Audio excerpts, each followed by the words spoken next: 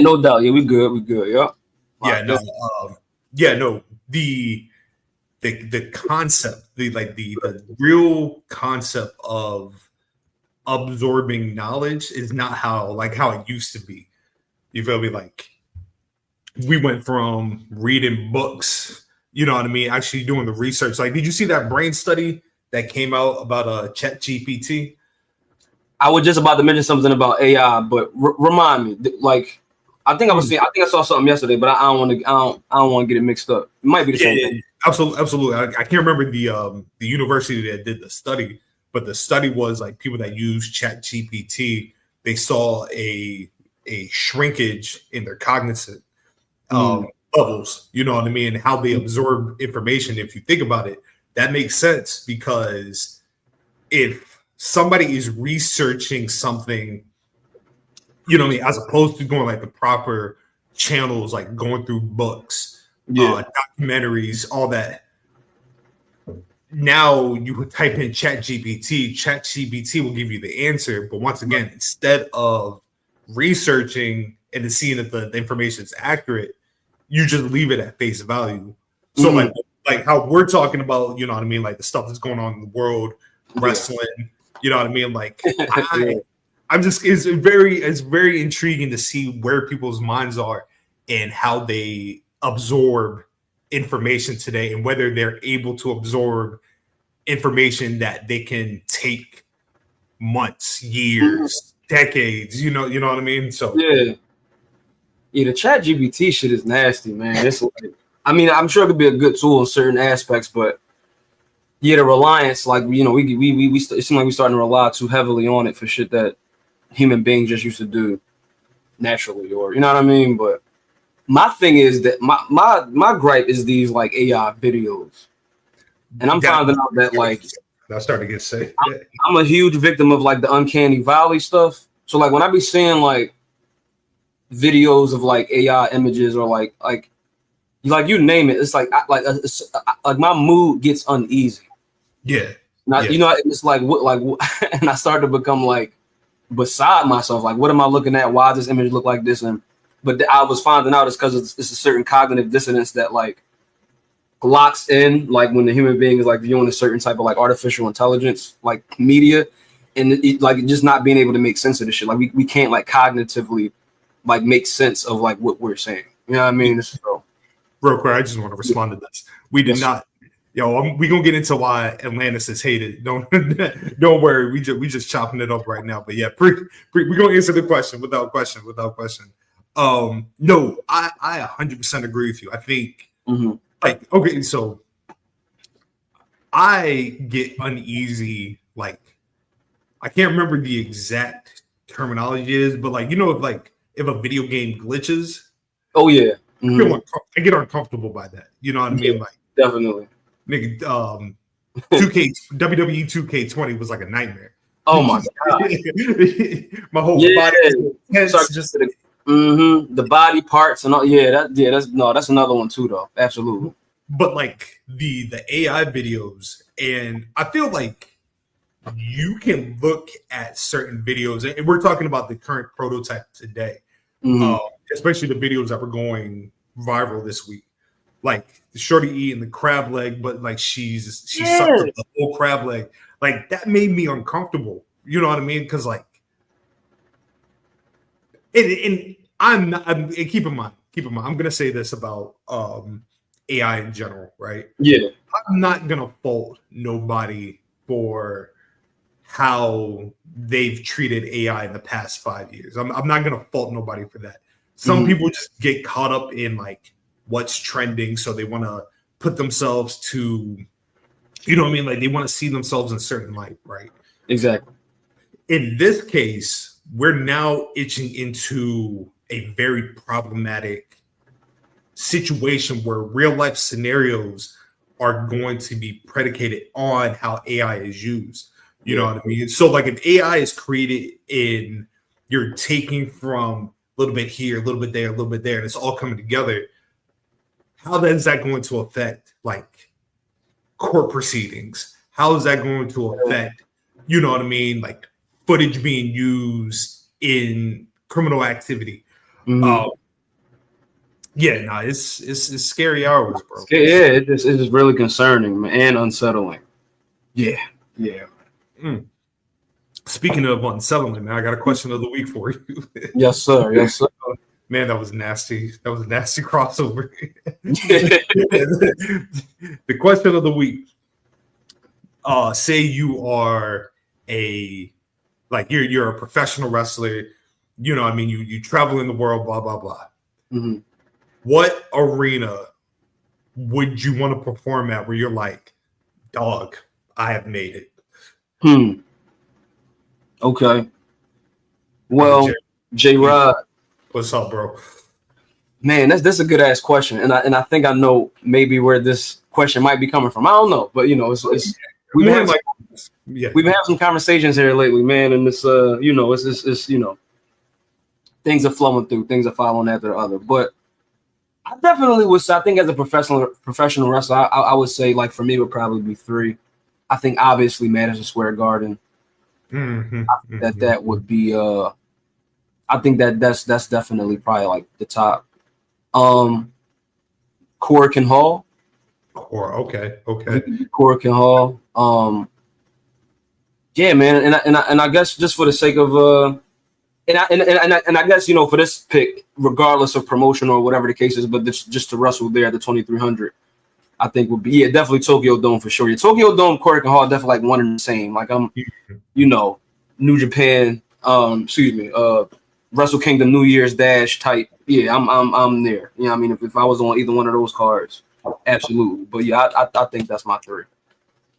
Shoot. For me, it would I would definitely go the American Legion in Rosetta, California. Okay. PWG, like, even though it's no longer used for pro wrestling use, like we talking about a wrestling mecca that I feel like doesn't get enough love. Yeah, good pick. Yeah, I would shoot Sumo Hall for me.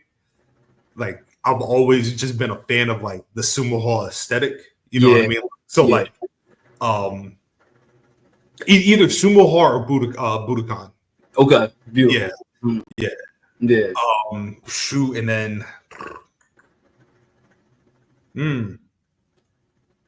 I feel the 2300 arena is like, you know what I mean? Like, I can only imagine for like pro wrestlers, like, yo, like, this shit fire. Like, right. Exactly. Yeah, just moments, man. Like, oh man. Shoot, if I was a pro wrestler, bro, Norfolk Scope. You know what I mean? Like, that's the way people talk about Madison Square Garden. That's how I talk about the Norfolk Scope. That's my or shit. You know what I mean? Man. But who knows, man? Who knows? One day we'll get there. One day we'll get there. You know what I mean? But you know where we're going though? We're going right into the intro.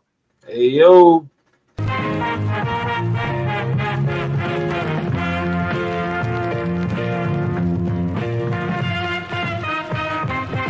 Real trap shit. This is the peak of professional wrestling. I love it.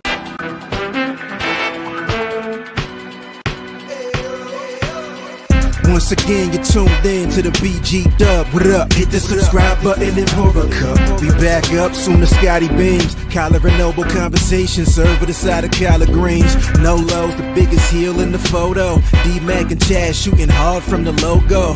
And off the top rope, starting that guard from a locker room in Philly, they got low. Black guy, BG Dub, throw it up, yo. Wolfpack, throw it up, yo. Sunday night's main event, and we live with it. And this is where we hit the logo. Got some crappy shoes on. It's never ironed. The shirt is too small. The shitty scarf and the terrible ass haircut. And you think that you're better than War? Give me a break.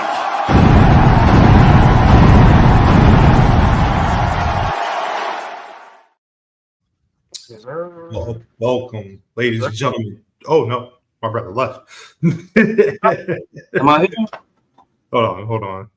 Disappeared.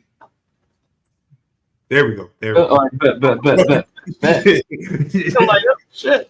I was like, God damn. But yes, everybody, welcome 205, the Black Guy Wrestling Podcast. The brand is healthy. Welcome this wonderful Sunday night. We got about a good hour before niggas start leaving. It's the finals. So yeah, I got no emotional connection to it, man. I hope the Pacers win. Yeah. It's gonna be a good game 7, man. Oh yeah.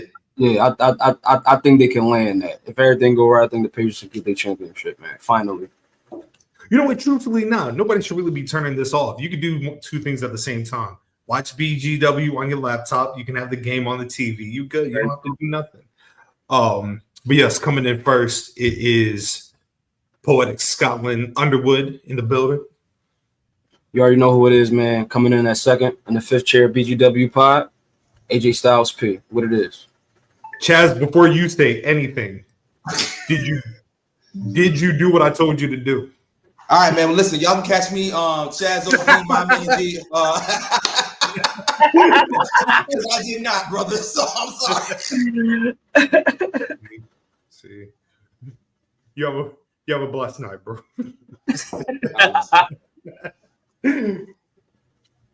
Now the champ in the building.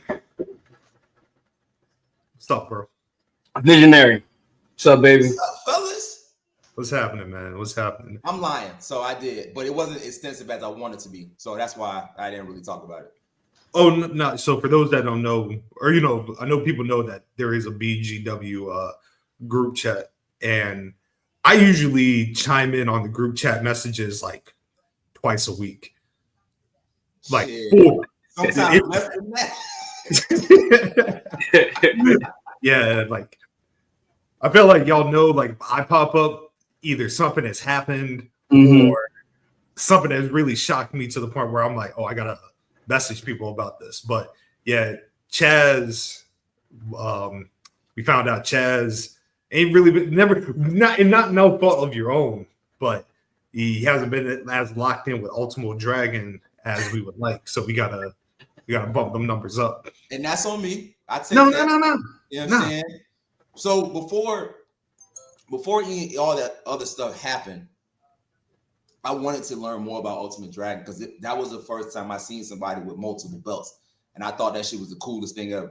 No, it was a meme. It was like, I wouldn't, if I get rich, I wouldn't say nothing, but there'd be signs. And that was a picture. So I was like, oh, that's funny as hell. Because that's something I would do.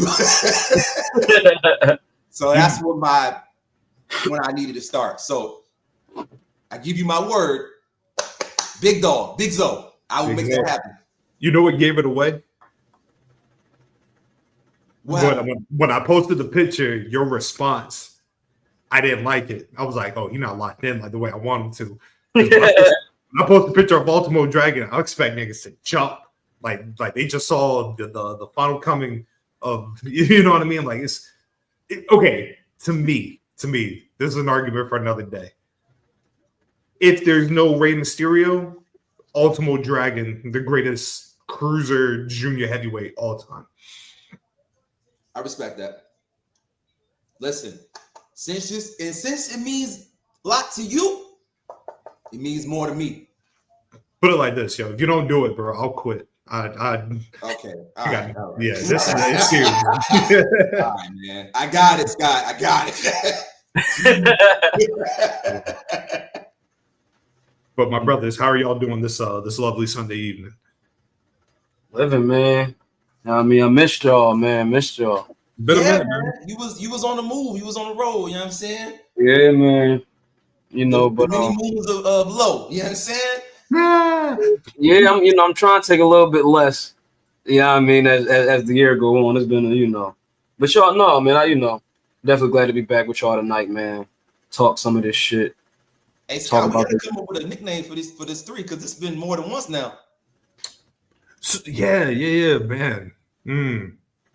We'll workshop it. I feel like we the grab heavy contingent of the group. Like we study the ins and outs. Like we don't care about these storylines, but nigga, you got this dragon lock in. You know what I mean? Like yeah. I like that. That's pretty good. the niggas combat club. Yeah. Niggas combat, yeah. That go. There it is. Yeah. Shoot, the triple threat too, man. Shane Douglas, Candido, Storm. Yeah. I'm Lance. I don't want to be Candido. Hey man. That was smart. But yeah, brothers, we of course we got a lot to talk about. I guess the big topic, you know what I mean, I do want to focus on Grand Slam Mexico, but I figure we can just go down the line. There's really no set list, you know what I mean? We'll be able to get to your topics, all that good stuff. Oh yeah, no doubt. But yo, I want to start with actually Friday. I want to start with Friday Night SmackDown. You know, the talking point of the night, John Cena cutting his version of the pipe bomb on CM Punk. Crazy, like how they flipped everything. Like the original CM Punk pipe bomb. The match was John Cena and R-Truth. Cena put, I didn't even know it until somebody had brought it up. Yeah, facts. The only difference, I think, Monday Night Raw, 2011. Yes, sir. Yeah. How do y'all feel about it, man? Because I feel like people have been waiting for this. Like my man Gerard said, best thing Cena's done on his heel turn. And you know the way they were setting it up, you could tell that it was something different was going to happen because Cena had been like when he was setting it up, he wasn't doing that monotone shit he was doing with his voice. You know what I mean? Like it looked like he was just going to let it rock. But obviously, want to get y'all thoughts. How did you think it was done? Did you feel Punk looked stupid? Sitting there, laying there. In the best, most respectful way possible. Go ahead, Lo, take it away. Okay, yeah, man. So I'm watching this match, and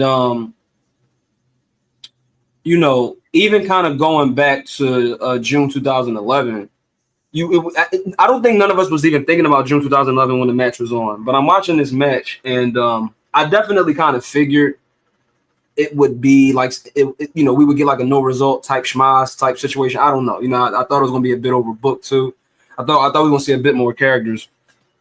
However, by the time Punk comes out, I'm pretty much like, okay, we getting more, you know, John was good, baby.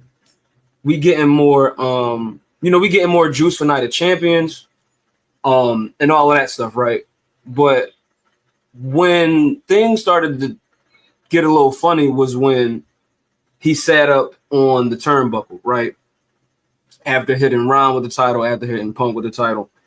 And the CM Punk title stuff, I mean, the John Cena, like, you know, using the title stuff is, I'm trying to see like more substance. Like I'm trying to figure out like why is, because we always see guys hit guys with the title, but I'm like, why is John Cena hitting guys with the title repeatedly? Like, why is it? I'm more frequent with John than any other champ I've seen, even with Triple H. It's been more use of the chip. Yeah, and I don't know. It's just some. I think it's just some substance in that I'm trying to like dig deeper for and find a bit more about. But yeah, by the time he started talking and he started saying a few things, I'm like, oh, okay, so he's going to basically double down in the fact that CM Punk, you know, last week is saying like, you know, you sound just like me, right? And so he basically like, like not for nothing, like just like how the pipe bomb was, like he doubled down, like he work shooted into the fact that, yeah, like I'm digging into the legacy of our rivalry a bit here, you know what I mean? And I thought it was lovely, just even the things, the creative license that he took when he chose to like put certain things around certain things, like because, and you know, just speaking about Graps Heavy, the night that the pipe bomb dropped, he said like I'm real sick of this idea that like you're somehow the best. And when he said the best, like we knew what CM Punk was talking about, right? Like we know what he was talking about. Even during the R-Truth match, we're hearing the you can't wrestle chants and all of that, right? So we're getting a lot. So, and that's obvious, like, substance there, right? Like, it's they're point blank telling the man to his face. But when Punk said that in 11, we knew exactly where he was, and then the places he was going minutes later. You know, you kiss Vince McMahon's ass. You know, you probably a bigger ass kisser than Dwayne. You know what I mean? Like, you know, all of these like crazy loaded comments, right? Like the idiotic daughter and the doofus son-in-law, like just crazy shit, like just crazy ass hashtags, right? But I really like when John was like, you know, I'm you know, sick of the fact that you're saying you the best, like I'm the greatest of all time, like basically like just doing all of the things that like Punk was doing, but just in this real like kind of nasty but like funny retrospective way. You know, Stu got referenced here. You dig what I'm saying? There were some other references made, some other gentlemen that were named, saying some theories float around about that, but I don't know the accuracy of it. But I thought it was dope. I thought it was dope television, man. And we don't get stuff like that every time a guy picks up the stick. You know what I mean? So it's to get this on the last run in I was about to say Detroit, excuse me, Grand Rapids. The font of the letters on the towel and all of that, just you know, it's the old school Detroit Lions stuff. So that's kind of like in my head. But yeah, I thought it was great, man. And yeah, all this she said about TKO, like it was lit. I just thought that you know, for him to dig in his bag on this particular night was very risky, but good, real good shit, man. Probably top five promo SmackDowns ever. Yeah. So I was treating this shit very much like I wasn't watching wrestling when the original Pipebomb happened. Like that was the one and only time I had taken a break from wrestling and everything like that. And I remember like it was the video was floating around, and that got me wanting to watch Punk, Cena, Money in the Bank, Chicago, all-time classic match, all-time classic atmosphere. Go back and watch it if you've never seen it. But I'm looking at both from like where the promos are taking place at, right? The Punk joint hit different for that time because there was a legitimate frustration with WWE product. It was like people were genuinely fed up what they were seeing Monday, Friday. It's true at that time there was no. I don't even think NXT had. NXT was still doing the game show joint. Yeah. And like I said, at that time, we had, like I felt like the wrestling universe held CM Punk in such a revere, like him even shouting out Colt Cabana in the original joint, like that was groundbreaking to all of us. You know what I mean? And so when we fast forward to this one, and like it being Cena, and like you could tell Cena was like this shit was fun to him. Like he, you know, like it gave the opportunity for a memorable moment, but in a whole different context, right? Because I mean, shoot, him saying that Punk's not the voice of the voiceless, like he's Mr. TKO, like that shit was like, yeah, like that the CM Punk, the original Pipebomb is not the CM Punk of who was laying in that ring. He called him a millionaire. Nigga, you got zeros, infinity attached to whatever number you got. You got it in the bank.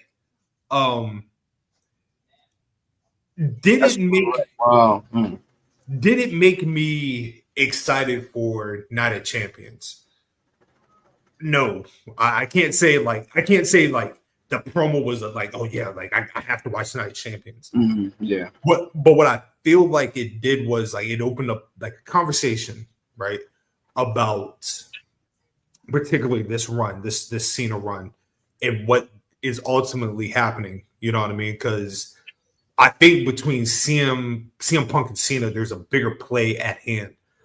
I don't know what that play is right now, and I could just be overthinking it, but I think there's going to be a pivot on who CM Punk is going forward, right? Because if he loses to Cena, not only has he spotlighted you out for being a hypocrite, but now you couldn't even get the job done.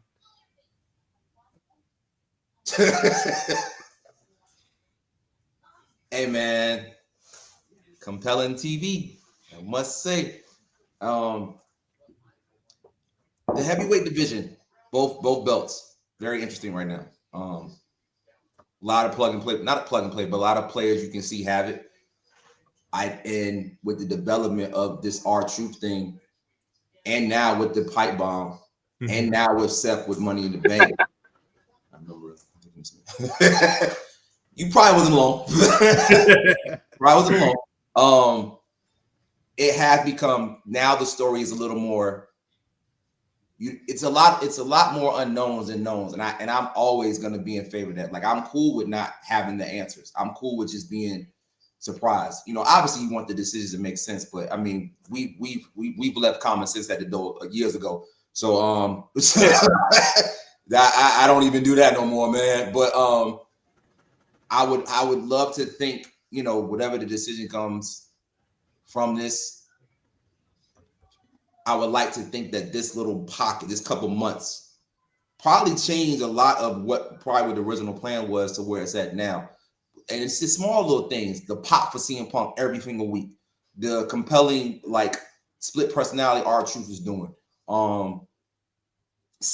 Watching Cena go from this, he just like a bland, a paper, I'm not giving you no flavor type heel, to when he gets a moment, oh, let me tap back real quick to that. You know what I'm saying? Like you said, he had fun with, they both did, but Cena had fun with that promo. Cena, it was no rules for that. It was like, do you? And he was allowed to do him. And again, the callbacks, the names, we got all the hits through that one promo. And then just Punk just committed to the role, looking like a fucking sucker. Like, damn, you gonna move at all? Even think of it like this. Like, you called that man Mr. TKO while he's lying on a table, and above him is a Slim Jim logo. So you know what's crazy, right? So, and that's the thing too. Not for nothing, the match R-Truth versus John Cena, June 2011, that was a tables match. Oh shit! See, that's another element. But yeah, you know what I mean. So here's where I am with this. Cena was talking to AEW Phil. I remember Phil said some shit, and I'm calling Phil for this iteration. I think he said this in the AEW ring. He damn sure ain't say it over there, but he was like, "Yo, y'all want to know what David Zaslav called me? Y'all know David Zaslav, the CEO of Warner Entertainment. David Zaslav called me $1 million Phil, or it was $1 billion. I don't know. Either way, he was talking a lot of cash shit over there.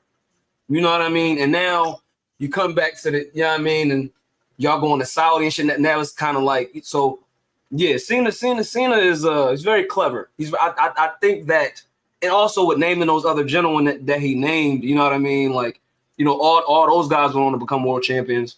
Yeah, it was dope, man. This was cool. You know what I mean? Like, don't forget, like, I'm the one that set the stage for your pipe bomb. Like, you know, putting that medicine in the candy. You know what I mean? So yeah, this was classic. And also like the tap of the microphone, because if you remember, Punk's last words in the pipe bomb was, "Yeah, I got one more story about Vince McMahon."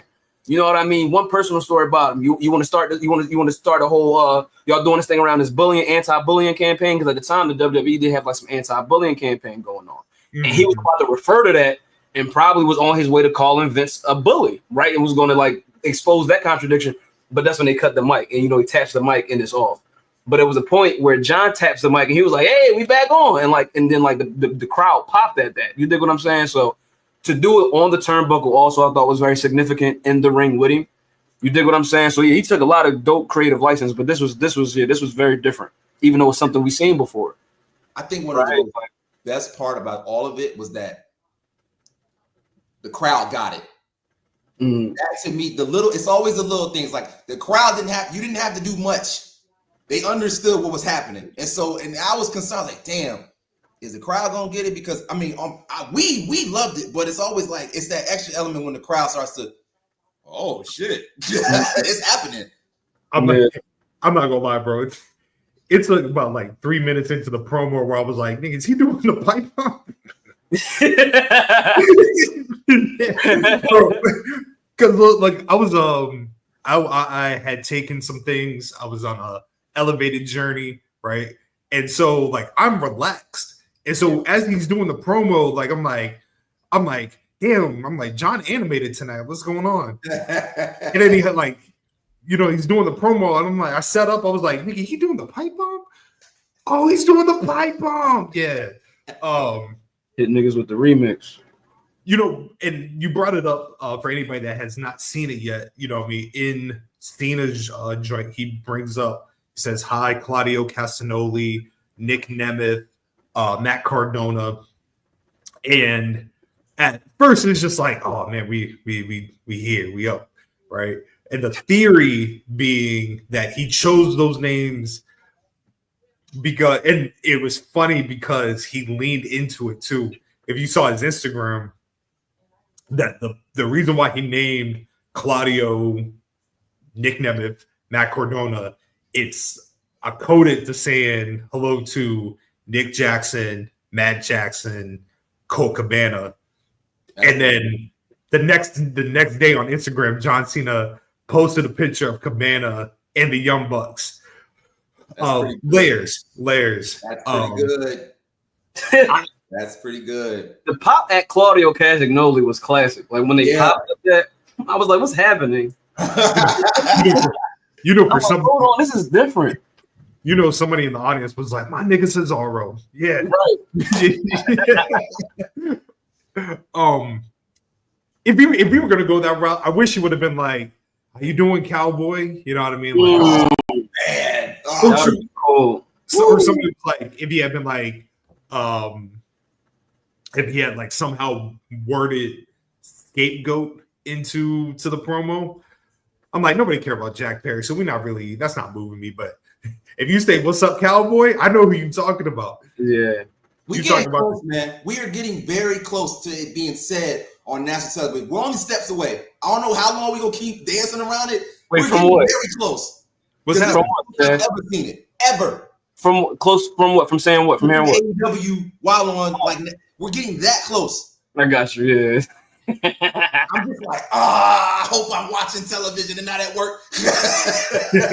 Michael Cole recently brought New Japan not too long ago on commentary. Yes. I think yeah. Okay, just check. I'm listening. We right there. We are steps away. Yeah, man. Yeah. It should be noted, you know what I mean? We are not going to you know what I mean? Obviously, this is not a political podcast. There are things happening inside the world right now that's very heavy. We wish nothing but peace and love as far as that could go to so many people in the world. But I just want people to know that if you think WWE is moving Night of Champions from Saudi Arabia, that shit ain't happening. Go ahead and just get that idea out of your head. Every season is Raleigh season. Brothers. Hey, man. We talking about a company that was doing shows in a literal war zone, man. Like this is nothing. The only thing is just they was posting up in Kuwait. Shit like if I'm not mistaken. Kuwait, the tribute to the troops in Baghdad, like Baghdad, right? Yeah, they was. Yeah, we've been around this before. So. This is nothing. This is nothing. Did y'all see the clip of the soldier? I'm sorry, I gotta bring this up. Definitely praying for everybody for sure. It's a clip of an American soldier, like I think it was during one of the tribute to the troops. It might have been in Baghdad, and like it's just American, and he might even be a Marine. And he's like, the WWE had the balls to come over to the war. It's just like, come on, dude, like. Like stop, you know what I mean? It's like, and I really hope that that we taking care of that man if he was going over there and fighting and doing all of that. But I like that image of that soldier is just so like ironic, bro. Like it's just like that. Like this is the typical like meathead that was supporting the WWE, was supporting the troops and fighting the war and shit. Yeah, good shit though. Not moving. It's not moving. That money is going to be made. So just keep on watching, folks. Just pray. We're all serious. Definitely pray.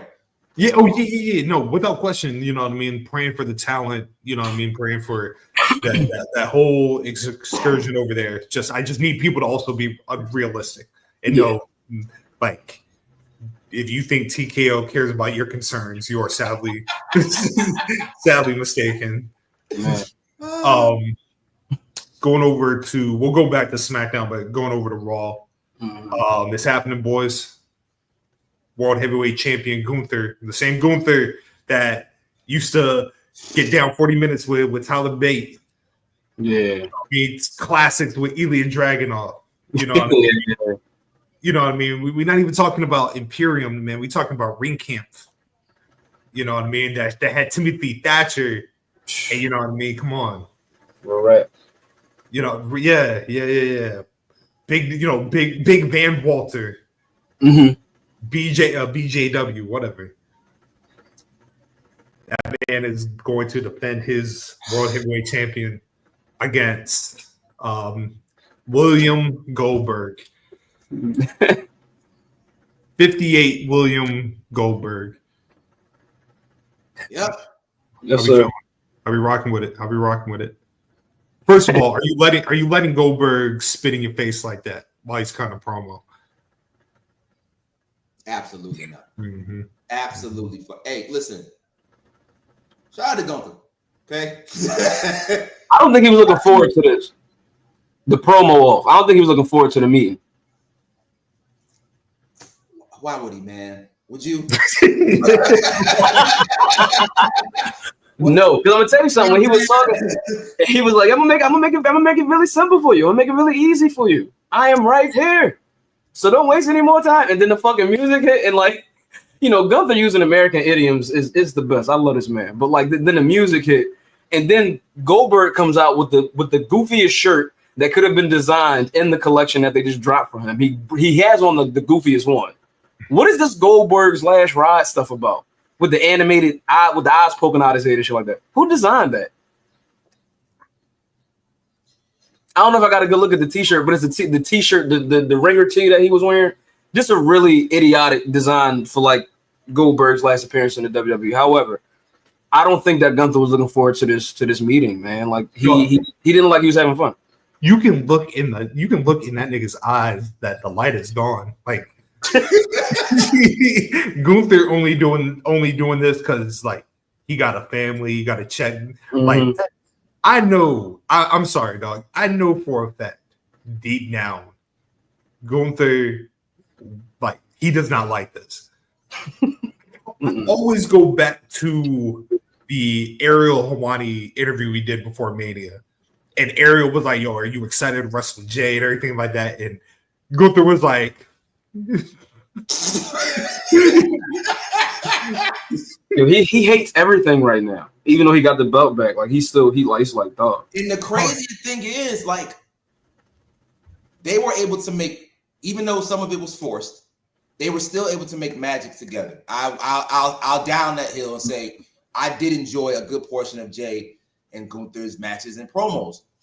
Now, with that being said, I can understand from his perspective. Based off what y'all just told me about what this man's been through, the history, how he loves this grap shit. Like he loves this, the honor, the prestige of this grap shit. So I can understand. I won't put too much on Jay because I know Jay loves this shit too. But I can understand like Pat Goldberg's like, this is beneath me. Like Jay's one thing, but Jay can actually, so cool, we can make it some work. You want me to make magic with who? Bill Goldberg? I can't even really imagine it right now. Yeah, okay, so yeah, going into like what Jared said, right? Like that IC title run, incredible, right? The World Heavyweight title run, not so much, right? Now you can flip it, right, and be like, maybe the reason why the World Heavyweight title run is not hitting the way it could have hit is because we had all those incredible matches while he was the Intercontinental Champion, right? So it's like he's already been there, done that. If he has the world title, but he's running the feud back with Sheamus, you're gonna get great matches, but you already know what the outcome is gonna be, right? Right. So that's a failure on the division. Not the failure on the division. I'm not. No, I put 100% on the creative of his world title run. Okay. Right? Yeah. Because instead of having the lineup to where like he can go through, like not every world title match has to be like these critically acclaimed matches. Like that little bit during Mania where like he had that little match with Tozawa, Otis. Like I like stuff like that. That's cool. Mm-hmm. But like you can tell in his heart of hearts, like wrestling Goldberg means nothing to him. It's probably an honor, but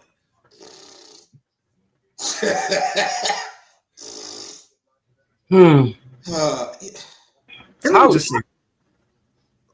me just say this real quick about Bill Goldberg real quick. Talk to me. Right, because I feel like people have judged me and think that I hate Bill Goldberg, and they're right. 100% right. Yeah, 100% right. You know what I mean? Like, nigga ended the career of my one of my goats. You think I'm just gonna let that rock? No. Goldberg, right, has coasted off of that WCW run. And I don't mean that in a bad way. Like he has used that run to be the legend and Hall of Fame he is. Goldberg is the definition of a draw, a major draw. He has earned his accolades 100%, right? Right. And I don't know if I would have an issue with this match if it didn't feel like this is a response to another wrestling show happening. Like this feels rushed. This feels not necessary. You're anytime. Anytime. You know what I'm saying? You think, once again, I'm gonna keep saying it until it happens. You think I'm missing Okada in Omega for Bill Goldberg? No.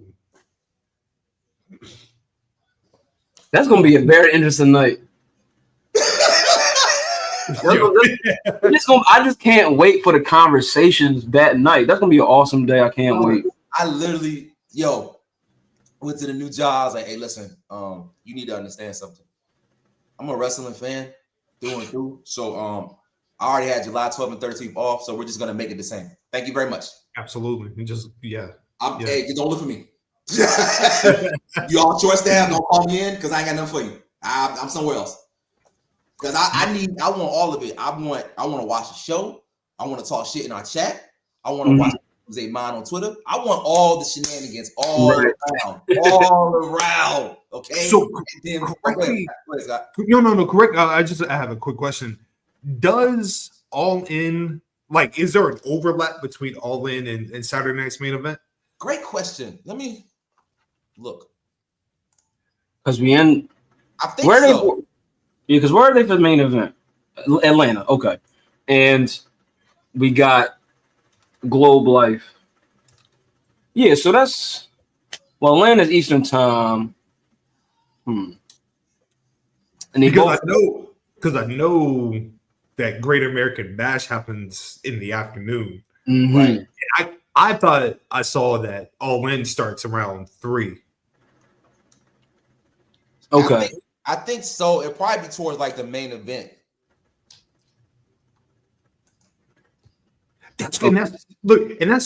That like I'm all about like NXT not getting watched at all. There's nothing that they can put on NXT where I'm like, yo, I need to watch that and Tony D. That's just important. That shit's important. No. No. Yeah, what is this hard like? I don't know. Again, okay. If you tell me that we gonna have if almost gonna slide through, okay, you got me for one match. Yeah. Yeah, going head to head with All In is crazy. Like you're not making smart business decisions. Nah. You're not doing this right. No. Absolutely not. The card hasn't even been finalized. There's just nothing that NXT can do. Yeah. They can call Jesus Christ. You better call Jesus, The Rock, Stone Cold, Allah. You better do something. get Bruno Sammartino back. Who else? Yeah, but like y'all gonna have to like summon somebody. Call up Ricky Steamboat, somebody. Right.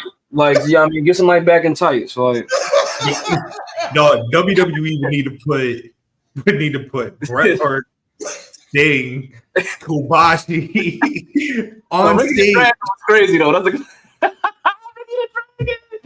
they need to put all. If they put all three of them on stage, I'll turn the channel. I want to be like, hey, I don't care about none of that. You feel me? Oh, mercy. Yeah.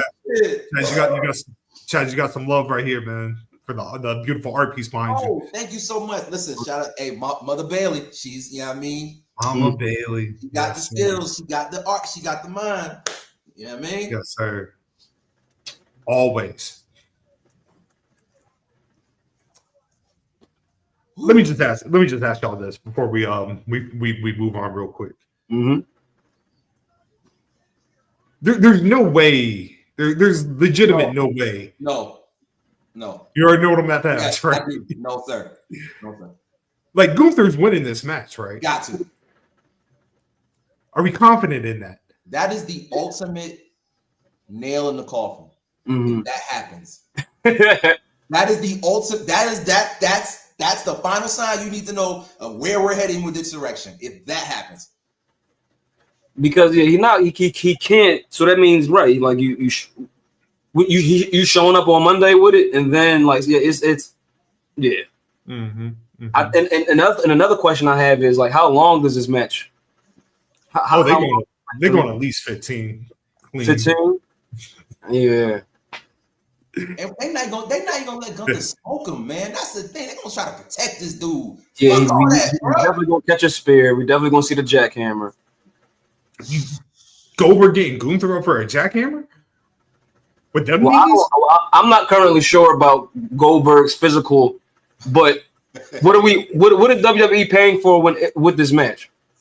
Yeah, that would be crazy though. That would be crazy. I would leave these. You're gonna have to give us one go over in a They're gonna make 9 feel like 15. Let's put it like that. They're gonna make 3 feel like 30, bro. When the last time Goldberg even pulled off a jackhammer? Great question. I'm bugging. Because I know he ain't hit it on Lashley. Nah. Yeah. I remember he dropped Taker. Yeah, he dropped Taker. He definitely dropped Taker. Was it Dolph? Dolph probably the last one? Huh. Yeah, I think it was Dolph. I think Dolph was the last one. They did have a beef, didn't they? They did. Yeah. Okay. Okay. Here's like where my issue is, right? Yeah, 19. Mm-hmm.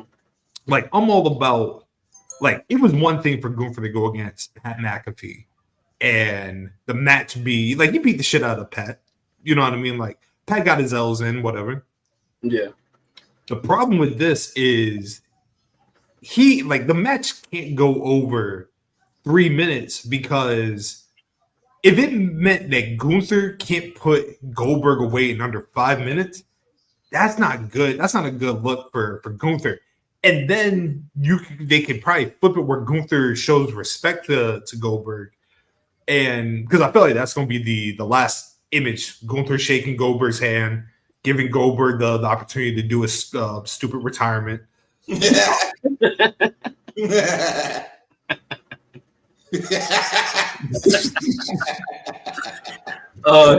what this is going to be. Some bullshit. Yeah, we gonna have to crack this up. You're not fucking Kobe. You're not Kobe. You're not Scott Hall. You're not Sting. You're not Brett. You're not Kevin. You're not Booker. You're not Lashley. Fuck that nigga, man. Yo, I'm on some shit like this, right? You give us a nice 8-9 minute match. I don't know what all Bill plans on saying to the crowd or whatever the case. Like, I don't know what symbol or gesture we're gonna have in the arena. But yeah, we got to pack this up as soon as possible. He can't get this. He's not even a good talker, huh? He's not even a good talker to be even giving a retirement speech. Nigga, leave. Yeah. What's he gonna tell the crowd? You're next, nigga. You done. Oh shit. And why now, though? Why now? I guess because of the timing of this Atlanta weekend, but yeah. Does Goldberg got motion in Atlanta like that? Like company rock, man, and I know what the ring, huh? I was gonna say, does he got motion in Atlanta? I need if you are watching right now, you live in the Atlanta metropolitan area. Does Goldberg move weight for y'all? We need Mac for this, but I feel like Mac answer would be biased, so maybe. He would. Well, you see, he not from Atlanta. He from Marietta. Right. That's pretty good. That's pretty good. Thank you. Cody. But I say Cody might get more motion than Bird. Okay, hold on. Might have to make a call to pro. Coach Prime. There it is. There you go. Liv Morgan gone. Yeah, freak accident. She gone for at least till December. Shoot, if they want to play, and if they want to play the role, man, she might not be back till the Rumble. So that's late January. So that'd be a nice little pop. I mean, okay. I think we've talked about it, but we haven't talked about it because I didn't really put it into context until it actually happened. Mm-hmm. But I feel like losing Liv is a big deal. I do too. Yeah, I agree. She's definitely I think she's one of the workhorses of the women's division. She held the game down for a little bit, you know what I'm saying? Until everything started to get cut to where we're at now. And she knocks out her role every single time. I'm never gonna be one to play on Liv's top. Like her resume alone, she's up there. You say, you this and that, but numbers don't lie. So I really can't take anything away from Liv. I'm just like, damn, it was like a random ass basic takedown. That's what threw me. I was like, I ain't see nothing. It's a freak accident. Funny sport. Funny ass sport. Yeah, that's definitely a hurt piece. Yeah. And to J Rod's point, SummerSlam, Evolution. Yeah, that's tough. Shit. I didn't know about that. Yeah. And also to these bitch ass online warriors, you know what I mean, who's blaming Kyrie Sane for this. Absolutely ridiculous. These things happened, you know what I mean? Like I'm pretty sure even for Kyrie and her perspective, like it probably is not doing good for her mental, for the simple fact, you know what I mean? Facts are facts. Like she was in the ring with Zoe Stark and now this happens. But that wasn't her fault. This is not her fault, man. I've just seen people blaming her for this, and it's just ridiculous, man, because she did nothing wrong. That's like I said, absolute professional. So I just wanted to bring that point up, man. Like you brought up a good point. It is a huge loss, and because I was seeing like how basically now without her, you got to scrap the whole plans for Evolution, whatever you had in the bank. No, you don't. You don't. Oh, no, you don't. Yeah, you're right. Yeah, I genuinely feel, man, like if you having to rewrite everything because Liv was the center of it, I feel like you didn't do your creative booking good enough. You know what I mean? Like this should not be, but you know what I mean? Like, and that's not a knock on Liv, right? But like you now have a potential for Roxanne to blow up even bigger, right? Mm-hmm. Right. And then you have a ready story for when Liv comes back. Yeah. But so you got to pivot a little bit. So I guess that was a bad choice of words. I think, like you said, it's a huge loss, and I know she was probably a huge part of Evolution. But the benefit of having this women's roster and Roxanne literally being a not plug and play, but you plug it right in and she fits. You don't really lose too much steam. And then, like you said, now you have a storyline move forward when she slides back, depending on whatever happens with Judgment Day. Mm-hmm. How happy is Finn going to be tomorrow? Instigating. Ecstatic. Let him tell it. This was all part of his plan.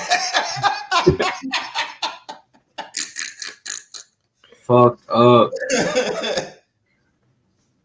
Sure, it'd be funny if he was like, "Oh, I know a thing or two about shoulder injuries."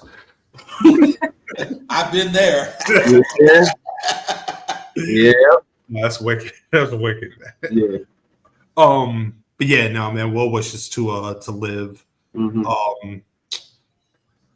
Queen and King of the Ring tournament. Asuka came back looking great. Yeah. Big money Asuka, big belt Asuka. Yeah. Demon definitely home, man. Woo, Demon home, baby. I love the art. I'm like, yeah, she definitely is gonna throw a new spin on the whole thing. But yeah, the colors was amazing. Yeah. And that's another thing too. I think Asuka's return is very key. We didn't know, you know what I mean, but yeah, like in Liv's absence, you know what I mean, we definitely need kind of balance everything out a little bit. We need the workhorse now. You know what I mean? Like yeah. Yo, the play got to be Asuka and Io, right? I need that. I need that ASAP. Yeah. That's real hoops. That's real rap. Yeah. Ooh, shit for the marble. Oh yeah. Io been like in ring. Mm-hmm. For the marbles, that's gonna be a good ass match. And I think that's the exciting thing. You know, I mean, Asuka, she's in the finals. Mm-hmm. Oh God, I don't remember the ending of the match, so I just said that, like, hoping that I was right. It's her versus. Okay. It's her versus Jade. So right? No, Jade and Roxanne wrestle tomorrow. Okay, right. She made it to the finals. Yes, sir. Who are we anticipating for that finals, man? Are we to Jade? Are we going with Roxanne? Who we looking like? Ooh, that's a good question. Yeah, it's tough to call, but I see Jade though. I definitely see Jade. But I can see Roxanne. Mm-hmm. Now, if you would have told me a couple months ago, I was with Jade, but Roxanne's work has been generating numbers. So now I'm like, damn. Do you put all the eggs in that basket right now, or do you wait? I think I'll wait a little bit. I'm with y'all. I still think it's Jade. I think, especially with that promo she did last, I think that was a telltale sign. But I wouldn't be shocked. Yeah, I think I like the idea of, again, like Naomi still got the briefcase, and if Jade gets closer to the title picture, you know, that still gives juice for them. So I would like to live. I would like to live in that world in which Jade is the queen of the ring and Naomi is holding the briefcase at the same time. I like that. Oh no, I like any turn that we going with this. You know what I mean? Like Roxanne and Asuka, Jade and Asuka, Jade going for the title at SummerSlam, Io and Asuka. Shoot, you can even flip it Roxanne and Io. Like, yeah. We in the women's division, man. They take care of us. They're taking care of us. Oh man. They're taking care of us on both brands. Mm-hmm. They take across care the of board. us. Yeah, across the board.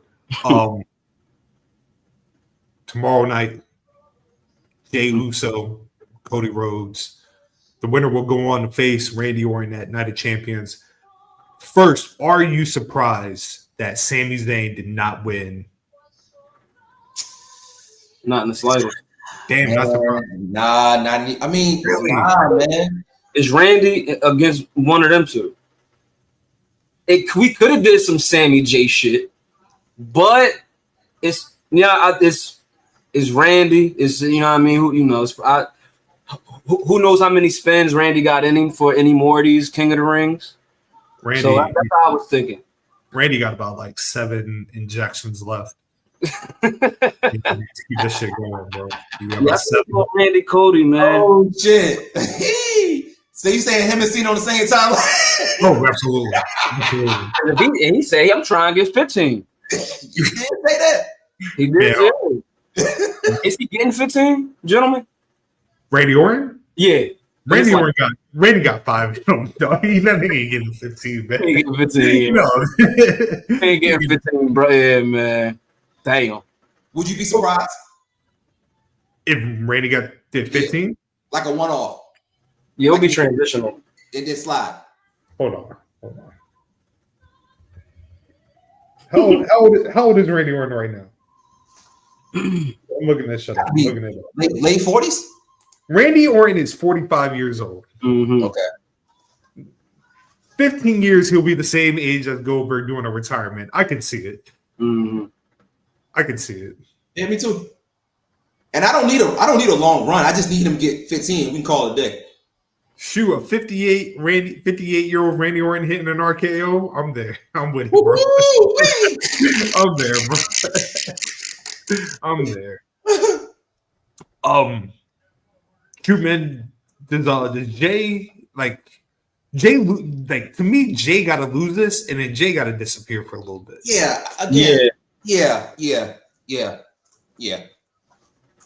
I thought he was gonna take a break. I thought literally he needs a break. Like the man does need a break. So yeah. I think for sure. Mm-hmm. And then we get Randy and Cody. Well, come on, man. Mm-hmm. That does sell itself. Like Cody and Randy, that's a big match, right? Yeah. Mm-hmm. But can you make the argument like this that doesn't need a King of the Ring finals attached to it? I mean, okay, let me say this. I think that being the finals, and you have the WWE Championship at stake for SummerSlam. I do think that's a big deal. I do think that is major. I just feel like with Cody and Randy, it's a foregone conclusion. Cody wins, goes on to SummerSlam. You said Cody? Cody winning the King of the Ring. I agree. And to what I wanted, which would have been Jay and Sammy, and you don't know who's coming out of that. That's it. Mm-hmm. So that's just me. Yeah. Don't listen to me. It was good. It was solid. I just be out here talking. Hey man, what the fuck Roman doing, dog? Oh shit, I forgot about Roman. Exactly. I ain't gonna. Yeah. Exactly. I forgot about the big dog. Is he needed? He's not needed right now. I mean, I'm good. I just thought we would see him by now. If he cooling and he happy, then fuck it, we good. It probably happens like right before SummerSlam. I can see that. Didn't he come back last SummerSlam too? I thought he was gonna get involved. I'm trying to think. I didn't see Jimmy getting involved with Solo and Fatu. So I thought that was when he was going either that or something still dealing with, Heyman and Seth. But it seemed like my man cooling, so I'm good, man. Like I'm good. I'm good. Roman can chill out until at least like the Rumble. Like we good. Yeah, we good, man. We don't need this. Yeah. Because so like if Roman comes back, right? Mm-hmm. So they say he goes for Seth. I feel like Seth and like his group have not established themselves. Like they the dominant force of Raw, but like I need them to be even more dominant. Like Seth got the Money in the Bank. I'm right now saying they need to put the tag titles on Braun and Bronson. Yes. Add they need gold. They need to start stacking these gold. Right now. Yes. Go ahead and add a fourth member, whoever that is, male or woman, man. Right? No, I definitely agree. And the names I saw 3, which I love all dearly: Ethan, Ricky, and Carmelo. All 3 I can see, no question. But if you really trying to be like a dominant faction, you gotta get a woman. Who would you put in though? Who would you put in? Like Roxanne, she locked in with Judgment Day. That's the first name, but then the Judgment Day thing. So, damn, it might have to. Lyra.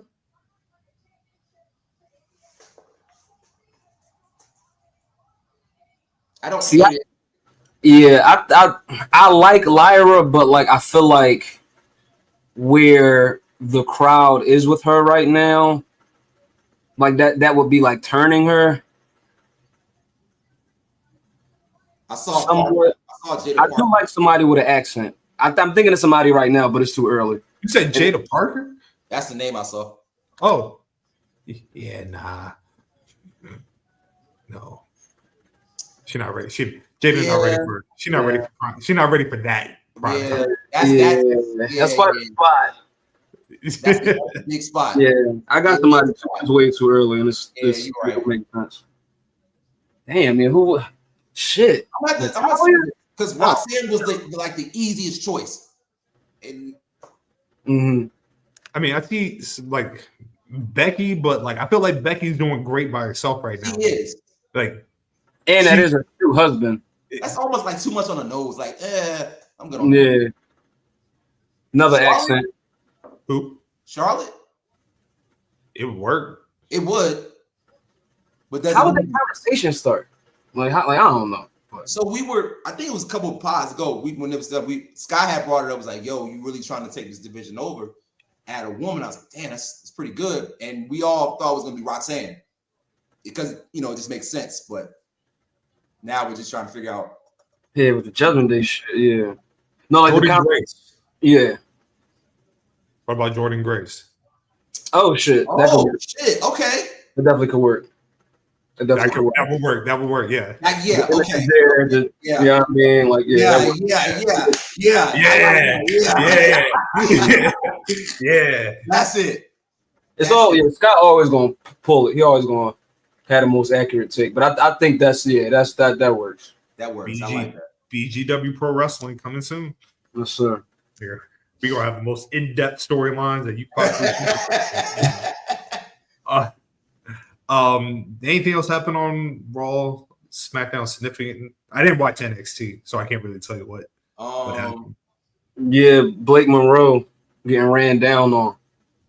Basically, the girl's telling her, like, you know what I mean? Like, come outside, we ain't gonna jump you. And basically that's what happened. Yeah, I saw that clip where she was like she wants to hop in bed with some of the women talent, you know what I mean? Kind of the innuendo, everything like that. Crowd was just like, we don't do that shit here. Yeah. Like, this ain't Daly's place. Yeah. Take that across. Take that across the state, ma'am. This is not Daly's. They were in the audience. They were like, okay. Yeah. That's funny. Daly's place. Proceeded to whip her ass. Yeah, but it was kind of it wasn't a heavy show. I don't think really too many. It wasn't a heavy week. I don't think, with the exception of Cena stuff. But yeah, it wasn't too much else pertinent. I'm trying to think about.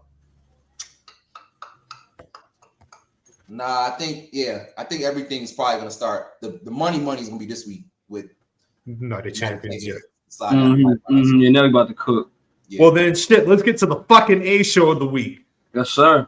AEW Grand Slam Mexico live from Arena Mexico. First of all, I love Arena Mexico dearly. The venue, chef's kiss, so gorgeous. Everything about this show was just, first of all, I don't know if you gentlemen had a chance to watch any of the matches that took place Tuesday, Friday. Incredible match of the year match. With Bandito and Dorada. Yeah. Oh my God, incredible match. But yeah, no, the whole aesthetic, Hangman Page doing. I was able to catch that, and I thought that was magical. You know, I saw a couple people, they were like, oh, he messed up on some words. I'm like, nigga, who cares? This nigga is trying. The whole gringo. The purest. He messed up. Yes, he should. One Virginia. He's right. Like, hello. Like, for me, you're getting at least just like 3 words max before I start getting nervous. My man gave us a whole promo out the joint with an ill ass Latin shirt on, open button up. Right, you see the little design and shit. Yeah, he's trying to do something. Yeah. Hey man, that win it all in gonna be. I might get emotional. Do we see the horse on the entrance at All In? No. You don't get the horse? We gotta have a horse, man. Right? We need the horse on the entrance. That's all I'm saying. I'm not finished, man. I'm not finished. Yeah. You come on the horse, I'm gonna be like, nigga, you're not So lying. you want it afterwards. Oh yeah, if he brings out the horse, the Dynamite after, we good. Okay. Yeah. Okay, so your victory and then come back. Victory party on Dynamite. Yeah, that makes sense. Where's that next Dynamite coming from, by the way? Do we know? I thought they were staying in Texas. I think, yeah, okay, gotcha. I could be wrong. Mm-hmm. Nah, man, I just feel like I feel like little things happen that make you solidify in your mind, like, this is the route it needs to go. Mm-hmm. Him doing that promo in Arena, Mexico solidified it for me. If you don't put that world title on Hangman, I don't know what you do. Mm-hmm. Yeah, now's the time. Yeah, now's the time to do it. You can kind of see. Mm-hmm. Everything's lining up for it. Even you got like damn near quote conceding in a way. Like he knows it has to be him. He's not just gonna give it to him, but if it's anybody, it has to be you. Yeah. Hey, I don't know if y'all saw the clip. It was filmed during Ring of Honor, but a certain somebody took a bump. I don't know. Did y'all see it? I miss ROH. Oh yes. Yeah. Definitely caught that. Shenanigans. Caught that. Yeah. Yes. Caught that. My goat. That's all I'm saying, man. Can we talk about probably when we do the BGW Tardy Awards later this year?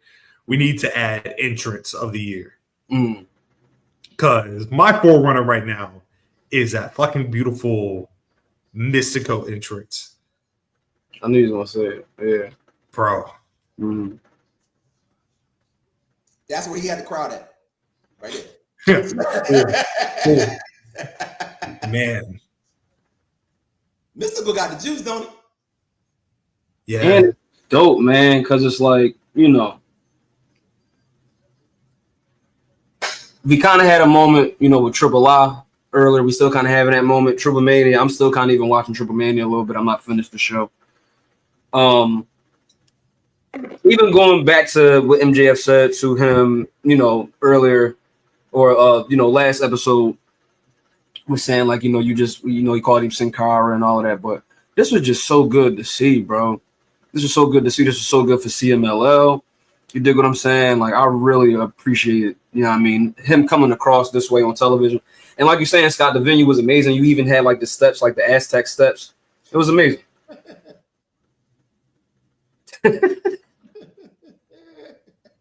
Yeah. Yeah. Hey, look, I want to say something real quick. And it's these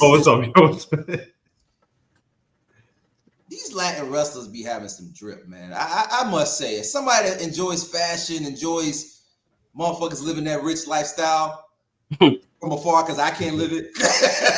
Baby. Man, these motherfuckers be Penta, Escobar.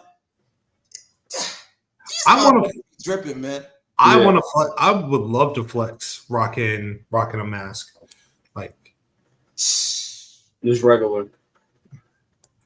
Mystico he was the original Sin Cara. Like the symbolism. You got to remember, like Mystico when he had signed on with WWE to be Sin Cara, Mystico was the box office draw in all of Mexico. Like selling out shows, you know what I mean? He was the biggest star. And then, so, you know, him going over to WWE, there was a lot of hype. And it went down quick. Was there some controversy with him when he was over there? Yes. Okay, yes. I thought so. Like, that's a core thing that's popping out of my brain. I don't remember what happened. I just remember it was a lot of shrouded controversy while he was on that run. Yeah, it was like a combination of like I think he didn't have at the time. I don't think his English was that good. You know, a WWE ring is different than what the ring he was used to. So like he had to switch his style, and then, you know what I mean, they tried to put him with I think his first feud was with Chavo Guerrero to kind of get him acclimated, but I feel like he just never got there. And then, like I said, by the time he left and they gave Sin Cara the gimmick to somebody else, like he was already went back to Mexico. But like even like the symbolism, like American audience have a perception of the gimmick Sin Cara. So him coming out, ripping the mask off, having the Sin Cara mask on, ripping it off, and then the crowd singing his entrance, like people had tears in their eyes, man. Like that's how big this shit was. I really like the idea of Mystico and MJF mask versus hair at All In. That's a big match. That could be either you do that at All In or you do that at the CMLL anniversary show. But Mystico and MJF at All In Texas, hair versus mask. Come on, bro. And it's not a bad idea for the anniversary show either, given that, you know, your TBS champion is probably also going to be on that show as well, being the new you know, the new feminine champion in CMLL too. So that's not a bad idea either, Scott. But yeah, I would love that like immediately. You know, let's get that right now. But what you mean not impressed? Watching it now. The match? Are you watching? I want to see watching them. I think you're talking about the entrance. I gotta go back and watch. Not feeling it right here. You gotta clarify what you're not impressed with. You're not, you gotta feel it. Yeah, that shit was. And I mean, granted, like not for nothing, another tidbit about Mystico and the entrances, he was home. You know what I mean, he was born in Mexico City, right? So it's like, and like that's his crib, Arena, Mexico. So it's like, you know what I mean? That's if I'm a guy, you know, you're trying to put myself in his shoes. If I'm him in that moment, it's like, yeah, man, like you know, that's probably greatest feeling ever. You know what I mean? So, are y'all ready to see bald MJF?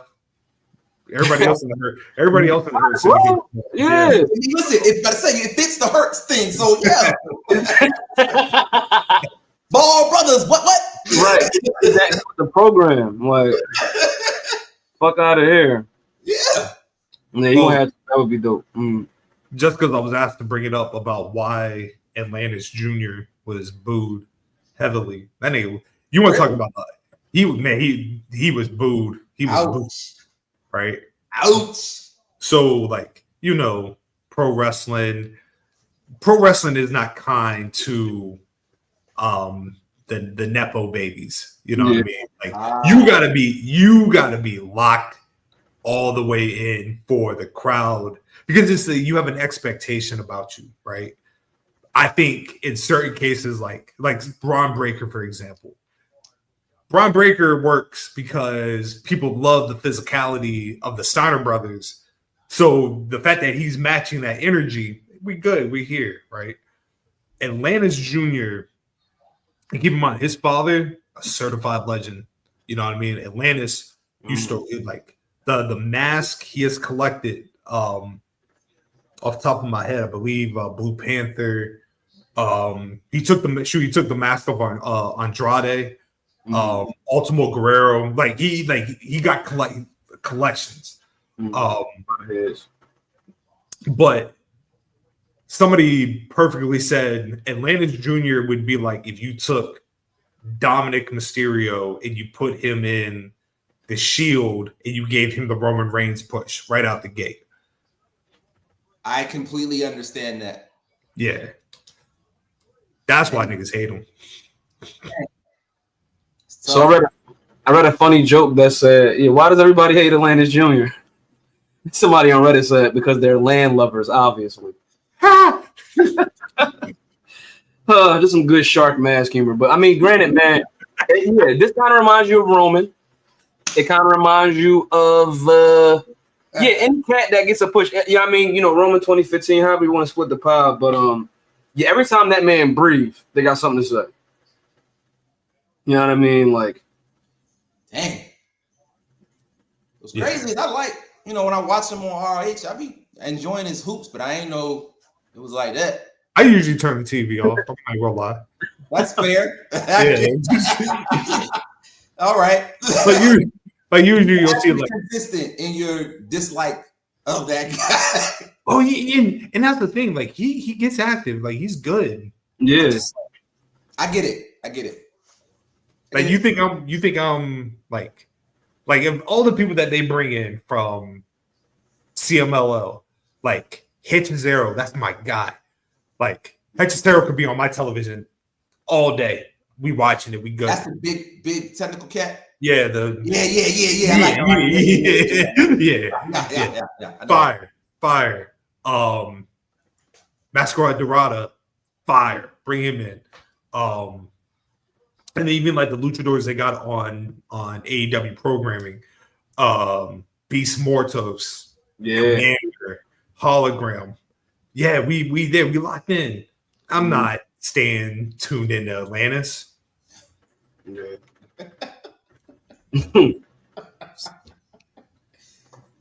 Damn, I get it. I'm just saying, man. I get it. I get it. So what else happened on Grand Slam? Big 6-belt Mercedes. Yeah. Took that German suplex too, though. Hey, Mo, you won the year, my brother, because you called this right on the head back in January. She wasn't done, man. I said she's not done. She's not done. Shout out to Low. Again, we've come across a lot of wrestlers in this, black wrestlers like who we know and love, and I mean, there's we know like the conversations that we've had, the conversations, the Ron Simmonses, the Two Cold Scorpios, the Aja Khans, like we know, but like in this day and age, man, like again, like she's just very impressive to me, like just match in, match out. You know what I mean? The matches that she's had since, matches with Chris Statlander, Mina Shirakawa. Like she's just her resume, right? Just her. There we go. Just her resume, man. It's just I like it. Like she becoming she's trying to be like a Miko Satomura. Like I really see what she's trying to do. You know what I mean? But it was just, I don't know, man. She collecting them. You know what I mean? Even the Owen title, like that stands out, right? Because that's in this company too. But it's CMLL Femenil Campion. Like it's up. I didn't see this one coming. I was talking about the AEW title, honestly, and the Owen, and but I think the the vision at the beginning of the year, like is like when we were having the conversation at the time.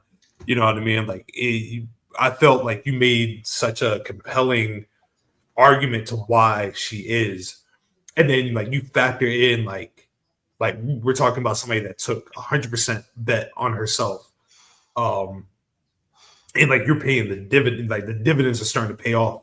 You know what I mean? Like you're one of the profile matches in AEW history. Her and Toni Storm.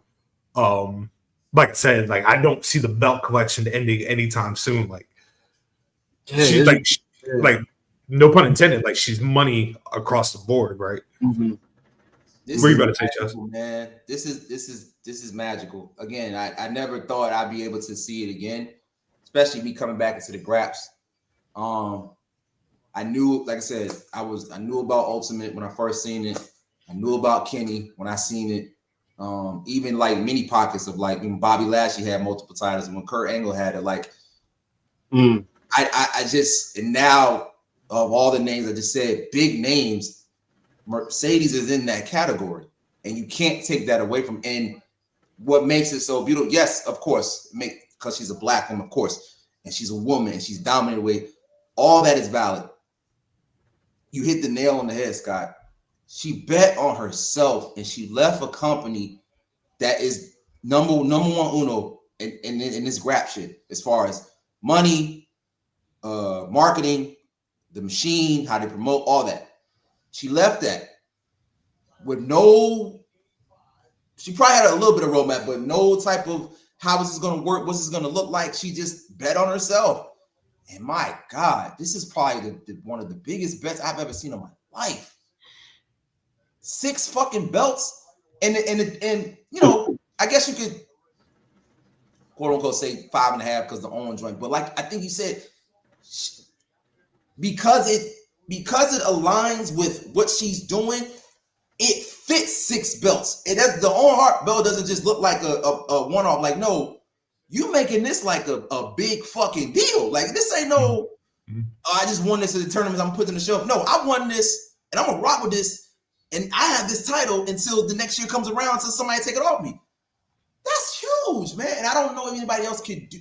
Again, the names I mentioned, they probably could, but everything is aligning for Mercedes to be where she's at right now. All the cards are aligning. Everything fits. Nothing feels out of place. So historic is not even a big enough word to what we're watching, because because again, take everything else of what I said. Because she's a woman in a male-dominated sport, because she's a black woman in a male-dominated sport, she's eating, she's making moves, and the best part about all the thing I just said, she's bringing along other people with her. Oh, yeah. Whatever match she's in, the next corner across, even though it's a loss, they look good. Chris looked amazing. Athena looked amazing. I'm pretty sure when her and Tony run, Tony's gonna look amazing. She understands it's not just about her.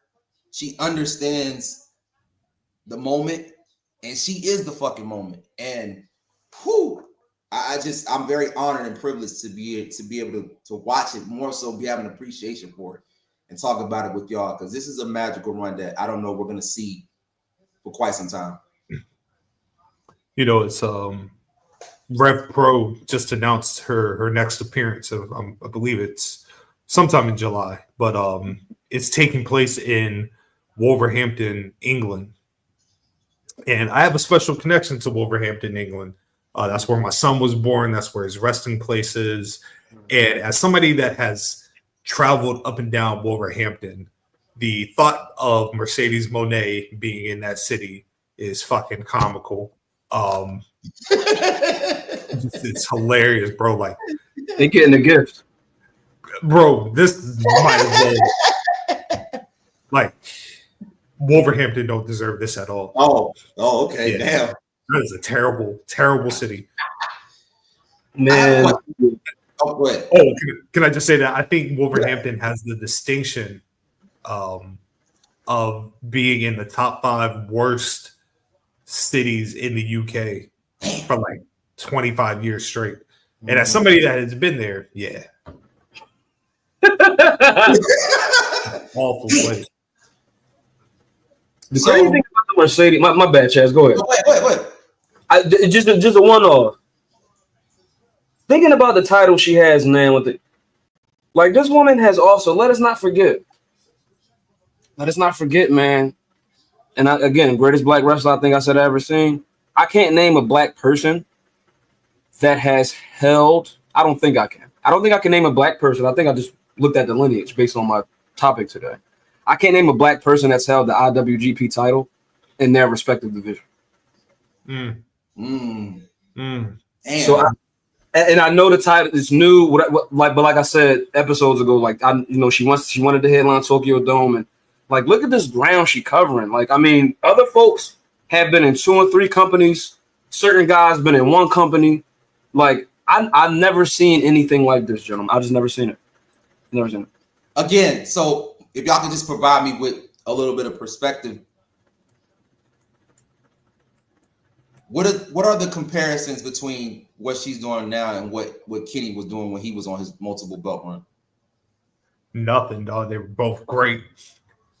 Yeah, yeah. Dude, I guess I'm trying to find like different similarities, or was it just more so it's kind of the same vibes? Like, nobody saw it coming.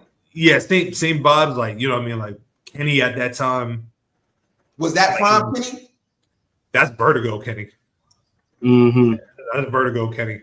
And you know, I mean, that's a whole conversation about Kenny Omega and everything. But hold up. I can definitely see. Sorry, and Mercedes. They're gonna run that. Yeah. Sorry, she just won the IWGP championship. That'd be fire. I need that.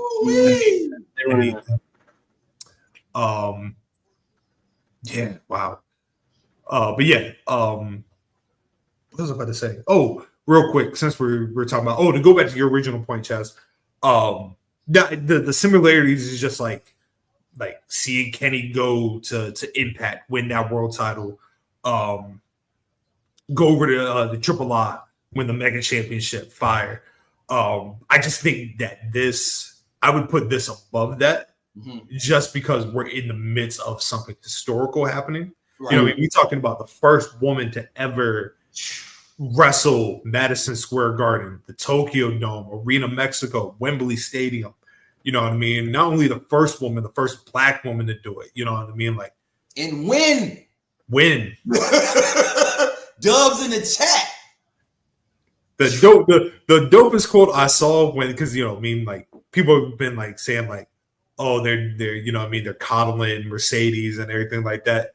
And I forgot what reporter said it, but they were like, for all the promotions that have booked Mercedes Mone, like she's never turned down a match because the thought of her losing just doesn't cross nobody's mind.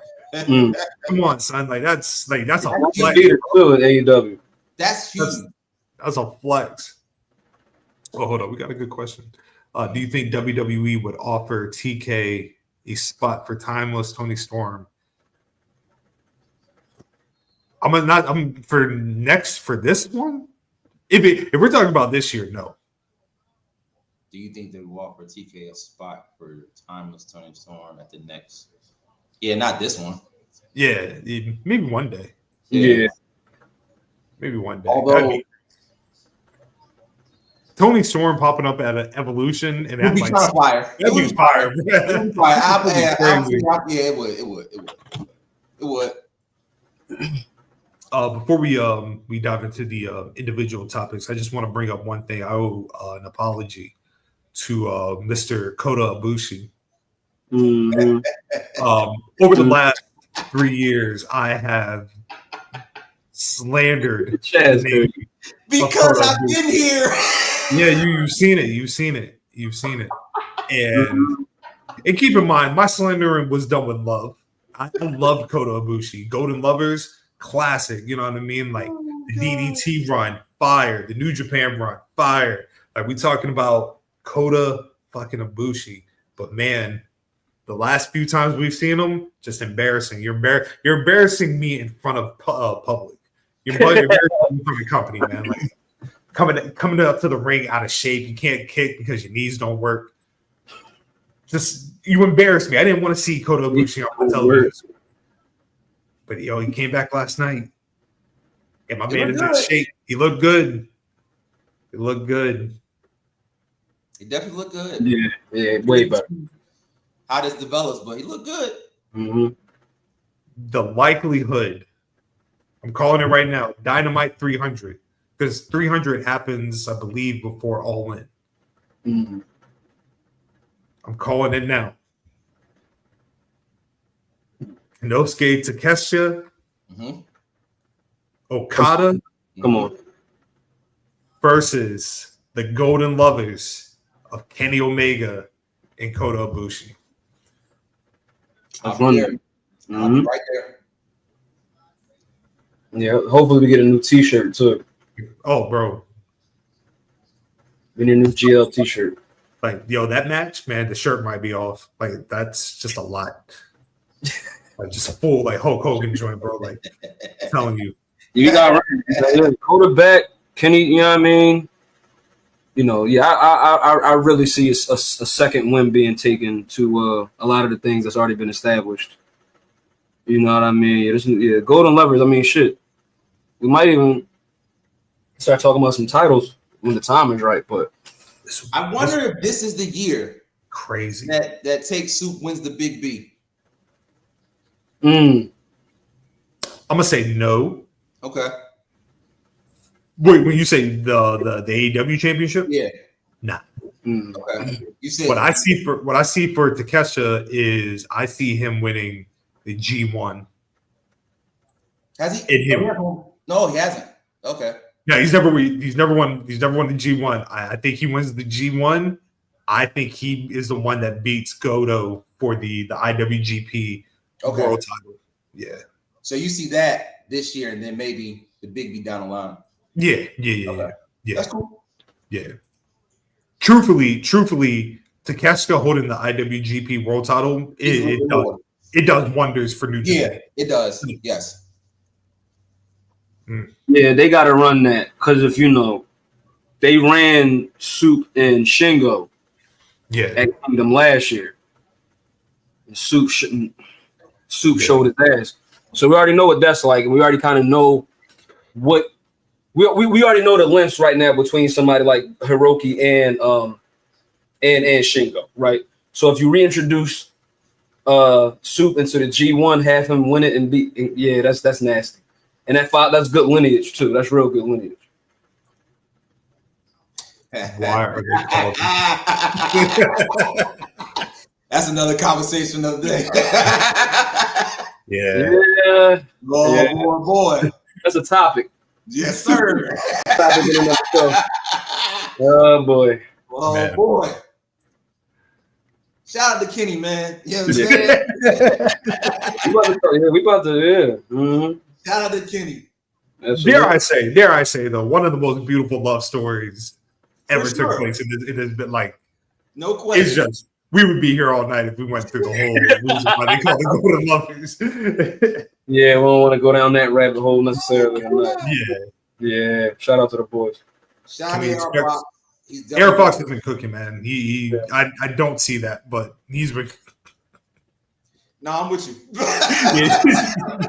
I don't. Did y'all see the Swerve and Shane Taylor match? I did. Okay. It was pretty good. It was good. Just check. Hey, check. Yeah, man. They got them out of here. Though. They're making it known about Swerve. That's the first time I heard that one. I can see it. Hey, yo, we got a new variant. No, that's good. I got a new variant. That's pretty good. Yeah. If you are new here, there's like multiple variants of me. I have no idea why. I don't know what I did to earn that. That's the first time I heard it. That's pretty good. That's pretty fucking good. Hey, look. That was good. Now we're on that. Shout out to AJ Francis. He did numbers on the Black Wrestling, I say it right, podcast, BGW 50 list. Yep. Yes. Mm-hmm. Shout out to that list as always. Oba was number 1. Yeah. Big dog. Shoot, man. Yeah, they do great work with that list. Shout out to that whole team. Shout out to AO, Blaine Boogie for helping out with that. You know what I mean? All the writers. Great work this year. Yes. But starting with brother Lorenzo. Oh, well, Chaz, you want to go first since I know you got to make. Yeah. You go ahead and go first, bro. You go ahead and go first. I won't be too long because obviously we just been talking about it. Yeah, just betting on yourself. Betting on yourself, man, has been a magical thing that has transpired in the last couple of years, not just in wrestling, but it seems like in life in general. Kind of in a personal way for me, the reason I started Ladies Hoops Collective was because I felt like I wasn't getting the chances and the opportunities to finally crack through in the sports game that I felt like I should. I felt like I did everything I was supposed to, from networking to having the knowledge to being active online to having the resume reel. Everything you would think a person, not outside of this, not having a lot of sports things on my resume, but I had everything else to where you would think, okay, we can work with this person because he has all the other tools. But for some reason it just didn't crack through. Even when I left to go to Charlotte and I was closer to sports, I got a couple nibbles, but nothing cracked through. So for me, it was like, all right, well, what are you going to do now? Because you can keep complaining, you can keep saying this, and that. And, you might get a couple nibbles, but it seems like if you're going to stick on this route and expect different results, now you're playing into insanity. And that's just not something I'm ever going to do. That's just not something I'm ever going to be. So for me, it was like Ladies Hoops Collective started because I just felt like okay, if you're not gonna let me in, I'm gonna crack this door wide open. And I'm gonna make you come to me, because that's eventually what's going to happen. I'm not going to stop doing this. A, because my format is super easy to do. B, I made it work to where it fits along my schedule. And C, I love doing it. It's something that brings me joy every single Monday to drop it. So I know the opportunities will come. I know the bags will come. I know the interviews will come. I know the sponsorship will come. But I understood that if I don't make this move now, if I don't figure this out now, I'm never going to truly be happy with where I'm at. We can be doing numbers with this podcast, but I'll never be truly happy, because it's like the things that I thought were going to come to me on my own are not. And that's going to leave a stain on my life, because I want, as we always talk about before, we love wrestling, but wrestling shouldn't be the end all be all. We should be able to make more money to our other passion using this platform. And for me, it was frustrating because like I didn't know what my other platform could be, but I knew I had to do something with this opportunity Scott, Nola, and Matt blessed me with. So betting on yourself is vital. Yes, because of the finances. Yes, because of the success.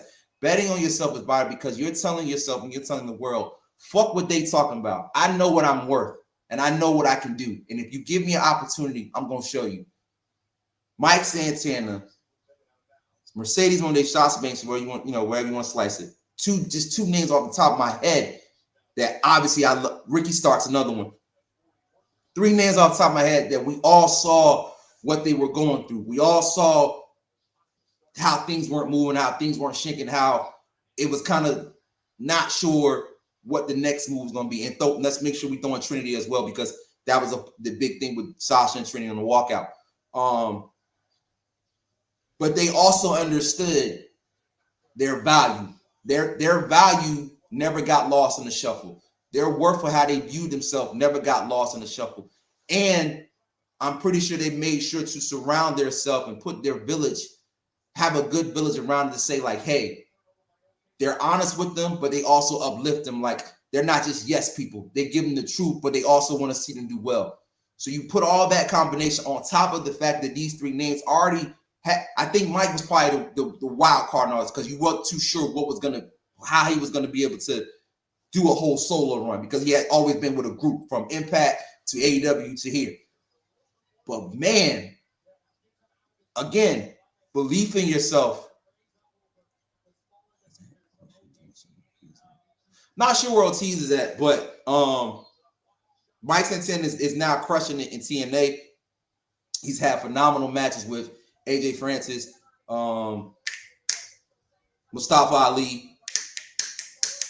Trey. I think on top of my head.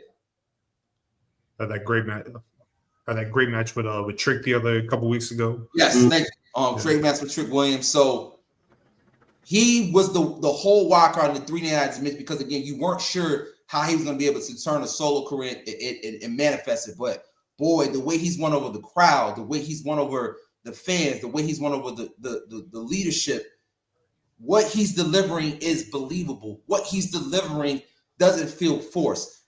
He is going to be probably the next TNA champion, barring some type of injury or anything else that might happen. He should be the next up. And it's beautiful to watch these wrestlers, especially now, being able to have the more freedoms that they have, using social media as a tool to push their agenda, push whatever the machine will put out, they can put out on their own. It's just been so magical to watch people invest in themselves and watch it develop and know like now, whatever wins, whatever does come their way, it's earned. It's earned. And you can appreciate it more because you put the work in even when they stopped believing in you, even when they didn't think you had enough to give to deliver to the masses. You did. And for that, no matter what comes from these things that I just said, I will always be in their corner because when somebody didn't want to believe in anymore, they always believed in themselves no matter what. That's it. Mm-hmm. Bet on yourself, man, because you really got the juice no matter what they tell you. All right. So this is why you're the BGW champion, bro. Exactly. Yeah. And it's not Nolo.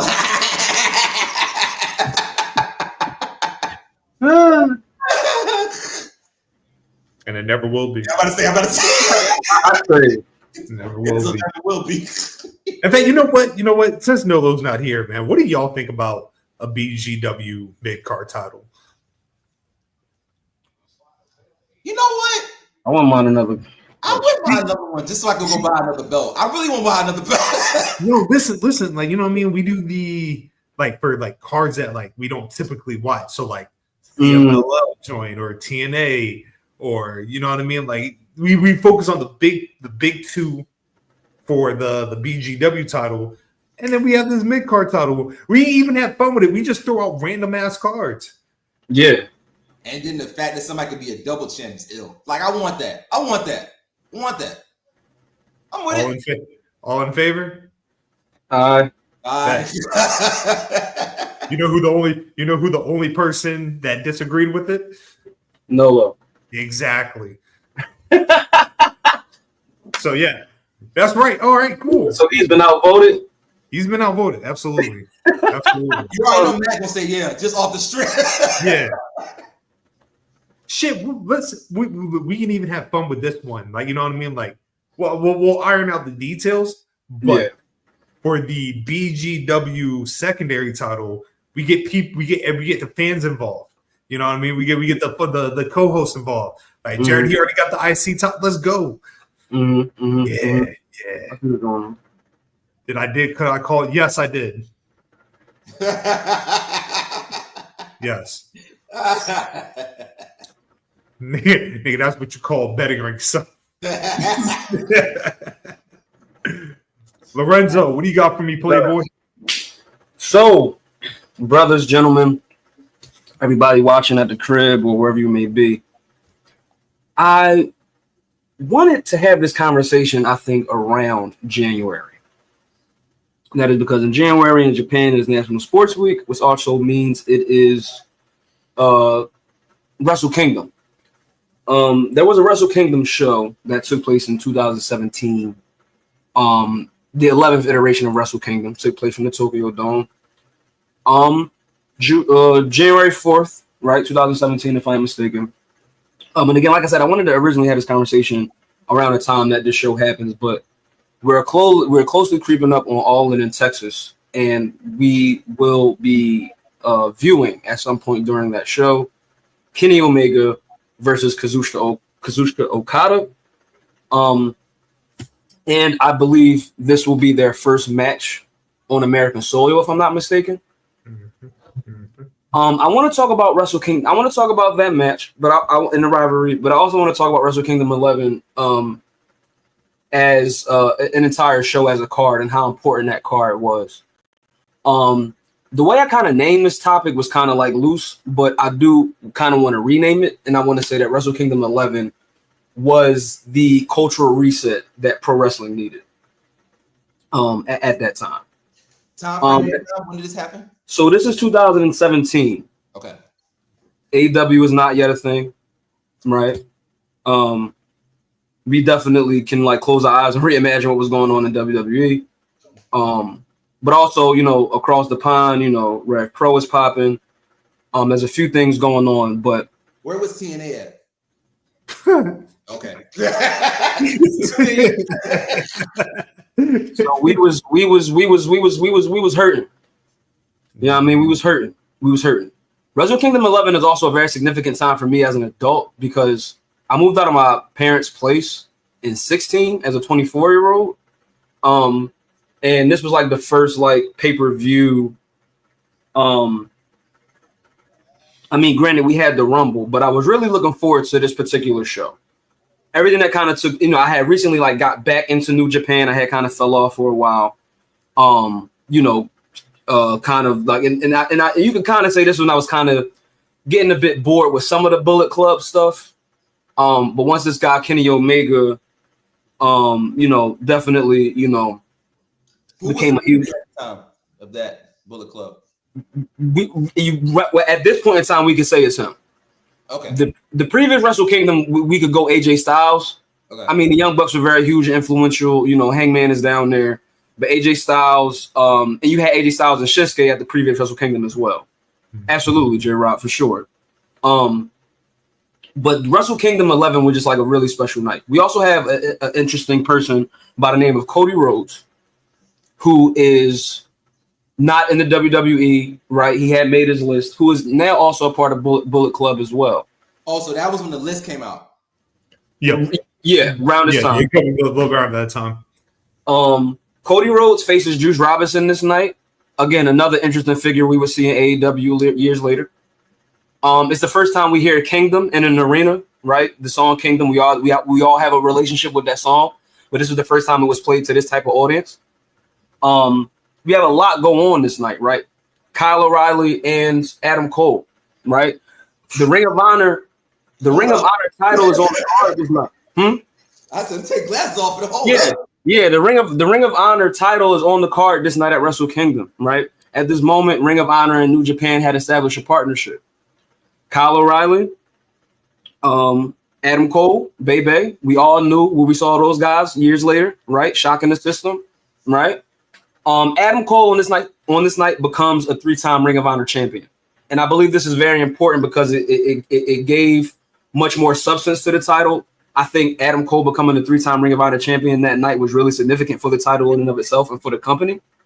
And we all know what space Ring of Honor is in now as a company, right? Without this night, I don't think we ever get to an All In, right? Without this night, I don't ever think we get to an All Out. I don't ever think we even get an All Elite Wrestling if it wasn't for Wrestle Kingdom 11 and the way that the night transpired, right? We had a classic 25-minute match, classic of the old heads. And it was right when Naito was getting into that old head space. Tetsuya Naito, the ace, right? Classic, right? The way the match ends, pretty much Naito reverses the high fly flow, right? He puts his knees up, and it was just a classic match between just two Japanese titans, right? The Young Bucks lose their titles, their tag team titles, right? Young Bucks have been a very interesting fixture in the tag team division, IWP. Even going back when they were holding the junior titles, they've been a very important fixture to the senior division as well. But on this night, they lose the titles to Sho and Yo. But when we talk about Kenny Omega and Kazuchika Okada, right? Kenny Omega comes into this show as the winner, the first foreign winner of the G1 Climax, right? It was a great celebration when he won. Hangman is there celebrating with him, right? We're seeing the most interesting figures in pro wrestling, I think, in New Japan and around this show at the time and on this card. So that's why I'm really like bringing all these names up. Now, we know going into this match, there was a move, a finishing move known as the One Wing Angel that no New Japan wrestler had kicked out of, right?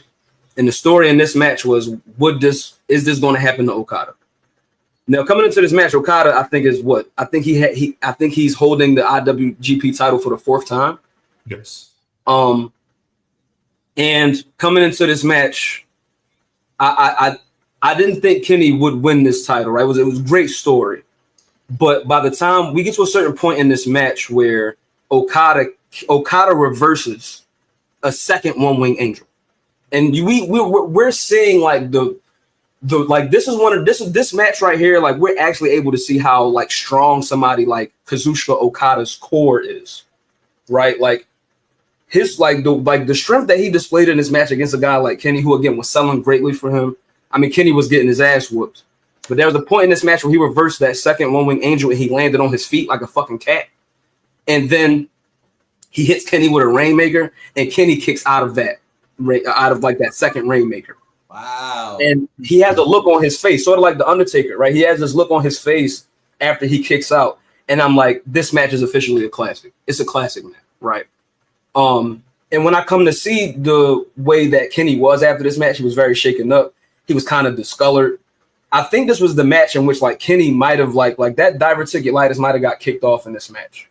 You dig what I'm saying? And so for me, like many others, saw that this match was an absolute classic. There's a guy we all know and love named David Meltzer who broke the scale and said that this match registered 6 stars. I remember at the time there was a shirt going around. It was like in the stylings of the Bullet Club shirt, and it said the 6 Star Club. You dig what I'm saying? So this was a very interesting time in wrestling. Like I said, I didn't watch Wrestle Kingdom 11 at my parents' crib. Like I was still getting a lot of things together. Lorenzo watched Wrestle Kingdom 11 on, at the time, his iPhone 11, right? At the time. This is like a fucking 13 or some shit now, but I watched it on my phone. I didn't watch it on TV until like months later. And so for me, it was just a very interesting, humbling experience of like being an adult, kind of getting into this thing that's used to when you was a kid, like being in this new space. But like, I'm like, yo, like wrestling is like going somewhere else soon, isn't it? You dig what I'm saying? You got Kenny Omega, you got Cody Rhodes, you got Adam Cole. You know, you get what I'm getting at. And so I'm just like, you know, and it just seemed like something different was going on. And I wanted to see how WWE will follow up with a Mania after we just had a Wrestle Kingdom like this. This is a really great night for wrestling, but I believe it's definitely the night that wrestling changed. Like it was like a cultural reset for wrestling. You know what I mean? Like we were able to see like what could be possible in the next few years. And circling back, we about to see Kenny and Okada in on American soil, right? And so I just want to point out the significance of that the fact that this is going to be their 5th time facing off, Scott. Yes, sir. The 5th. Okay. So, and I think, you know, we got a draw in there as well. Yes, sir. With the record being 2-1-1. Kenny 2, Okada 1, and 1 draw. So this is sort of like a super rubber match in the instance, you know what I mean? And it's for some marbles, right? We're unifying some titles. And so I believe that, again, without Wrestle Kingdom 11, like we can't get to All In, you know what I mean, in a couple weeks. Without Wrestle Kingdom 11 in 2017. We wasn't going to get All Out. We wasn't going to get All In. Like, again, for me, that is the night that changed wrestling forever.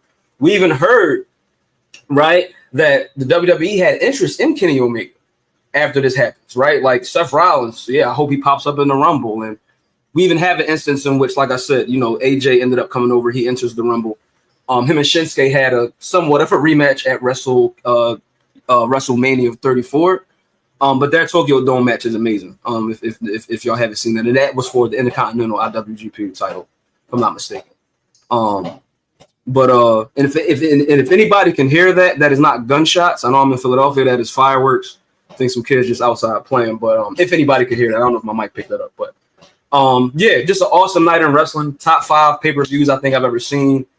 Again, the players, the figures are all there. You know what I mean? Like Cody Rhodes becomes the biggest thing in wrestling. You know what I mean? Like off of betting on himself, Chaz. Right? And so, yeah, man, I just think that we definitely are in the lineage of a Wrestle Kingdom 11, being that AEW is thriving in a certain way. I'm very much so looking forward to All In. Don't know if I'm going to be watching the Great American Bash at all. But yeah, man, a real good wrestling. And just, I think that emotionally I was invested more than like I had ever been to like a show in years. You know what I mean? Just this one single show. You know what I mean? This one Tokyo Dome show. So yeah, it's a really, it holds a really special place in my heart, and I hope it holds a special place in you all's too. So Kingdom 11, man, change everything forever. The first Wrestle Kingdom I ever watched live. Mm-hmm. That was happening. That shit was special. Yeah. That's some names you read off, boy. Mm-hmm. Mm-hmm. 11 matches too. 11 cold matches on Kingdom 11's card. Yeah, I'm gonna have to watch that. Yeah, the whole Kenny Okada I think is on YouTube, but like the whole thing might be on Daily Motion, or you know, if y'all got subscriptions, you know, do your thing. Right. But I got you, bro. Yeah. My man. I got all. Yeah. Scott's got everything. Bro, I couldn't find what you call it, the Smashing Machine documentary about the movie that's about to come out. Yeah. But Chaz, I know you gotta rock out. Love. Gotta go. Ladies Who Collective, episode 6 Monday. Be there, be me there. Support all my niggas, all the other things they doing. Y'all get home safe. Y'all be blessed. Let's try this again next Sunday, fellas. Love, bro.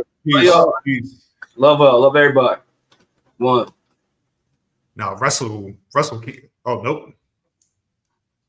Oh shit. Oh damn. What happened? I think. Yeah.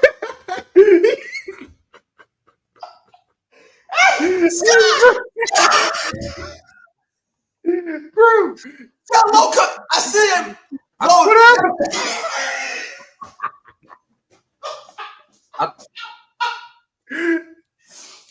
I'm sorry. I didn't think the show was over. I gotta go to work. I thought that was it. And I thought it was that pertinent. Like, oh, we out. You all right, bet. Oh, God. We haven't even done the official outro. I'm like, it's a lot going on. Shit. Yo, I go to say, yo, please keep that for the show. Oh, no, that's the clip. Keep it. All right, fellas, I'm going. Man. Later, man. Love you. Love y'all too. I was about to say something about Wrestle Kingdom. You just disappeared. My bad, bro. My bad. Oh, that was good, bro. Yeah. No, we good. No, man, Wrestle Kingdom. That Wrestle Kingdom, man. Just thinking about like the where we, like you said, where pro wrestling was at that time. Yeah. And then, like, to me, I love pro wrestling. I love the direction it's going. I don't think we'll ever have an era like that. No, because I felt like being a wrestling fan at that time, like, in order to really experience pro wrestling in a different sense, like, you had to see New Japan. You had to see, NXT was, like I said, that felt like a different promotion altogether from WWE. So yeah, and like that's the thing too, man. It's like I just became like imaginative, like, yo, like, can we live in a world where it's like another like company or like more like American wrestling things going on? Because even when you looking at like, not for nothing, but like the Young Bucks, right? Like when they're watching that match, it's like a few moments where like they looking at each other and like it's like certain wheels that's turning. And I don't know if they're thinking about creating a wrestling company, but like it was something that was going on. It was a definite watershed moment. You did, like, as a fan, that was just like lightning in a bottle that you just like if you were noticing what you were missing in pro wrestling, like you probably was doing that other searching for shit. But leading up to that event and like the night, when everything was going on, it was just like, and I think that's one of the biggest American one of the biggest American viewerships that Kingdom ever had. Wasn't that during the time where they I think they were on Access TV? It was on Access. Yep. And they would have the Kevin Kelly commentary, English. Yeah, man. And again, like Cody was, he had built his list, American Nightmare. That was a thing that was, and so we were kind of following those stories into that show, like Kyle O'Reilly and Adam Cole. Like, how was this about to turn out? You know what I mean? And this Canadian guy, Kenny Omega, like this shit. It was the stories going into it were just really interesting. You know what I mean? Like even with Time Bomb, you know what I mean? Like like and everything that was going on with LIJ and what LIJ would do the next couple of years. But yeah, man, it was a good night, I think, for like that Western viewership.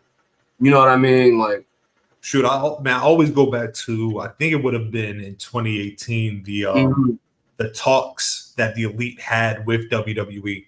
And what if could have been, because I remember distinctly the Bucks saying like they were very impressed with what Triple H brought to the table. Like, if I'm not mistaken, I could be wrong, but I believe the working plan was for them to debut at Mania, the 2018 Mania, if I'm not mistaken. Yeah. I think the plan for Hangman was he was going to make main roster money, but he'll be in NXT to build him up.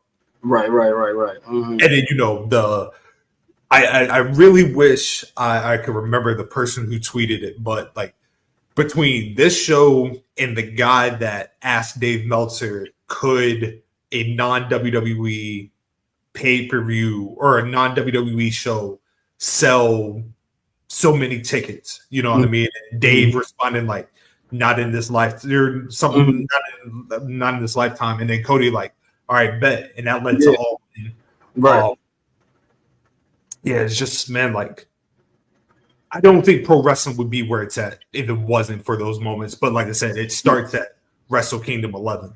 Yeah, definitely. Graps-wise, definitely. You know what I mean? Yeah. Like, can we bring this to American television? And when you look at the matches, I mean, when you look at Kenny Okada specifically, like I said, Kenny was selling, but like that was a pretty stiff match. Yo, yeah. You know what I mean? And I'm like, okay, this is wow. Yeah, like what? Yeah, let me put my nephew on to this. You know what I mean? Yo, without question. Yeah, and it was melting, you know what I mean? Like I said, it changed the whole game. But I just got one thing, and then we can slide up out of here. I just want to talk about it real quick. Yeah. And it's to deal with John Jones and John Jones' retirement from MMA. Now, I know we got the DMAC boxing corner, right? Yeah. But this is Scotland's MMA corner. I'm an MMA fan, MMA aficionado. And yesterday, UFC, they held an event over in Baku in the upper region of Russia. And you know, I mean, the show goes on. They do the press conference, and somebody asked Dana White about John Jones and Tom Aspinall. And for those that don't know, John Jones was the reigning UFC heavyweight champion, legacy coming from the UFC light heavyweight champion, arguably the greatest of all time, depending on how you look at it. Yeah. I will say, never seen a fighter like John Jones before, probably before or after. He's not a human being. Not at all. Not at all. Yeah. Literally changed the whole game of mixed martial arts. Only one loss on his record, which was of a disqualification using the 12 to 16 elbows, which is driving the elbow into somebody's face. Only true definitive loss on his record. But he moved up to heavyweight, and in his time of moving up to heavyweight, you know, he wins the title.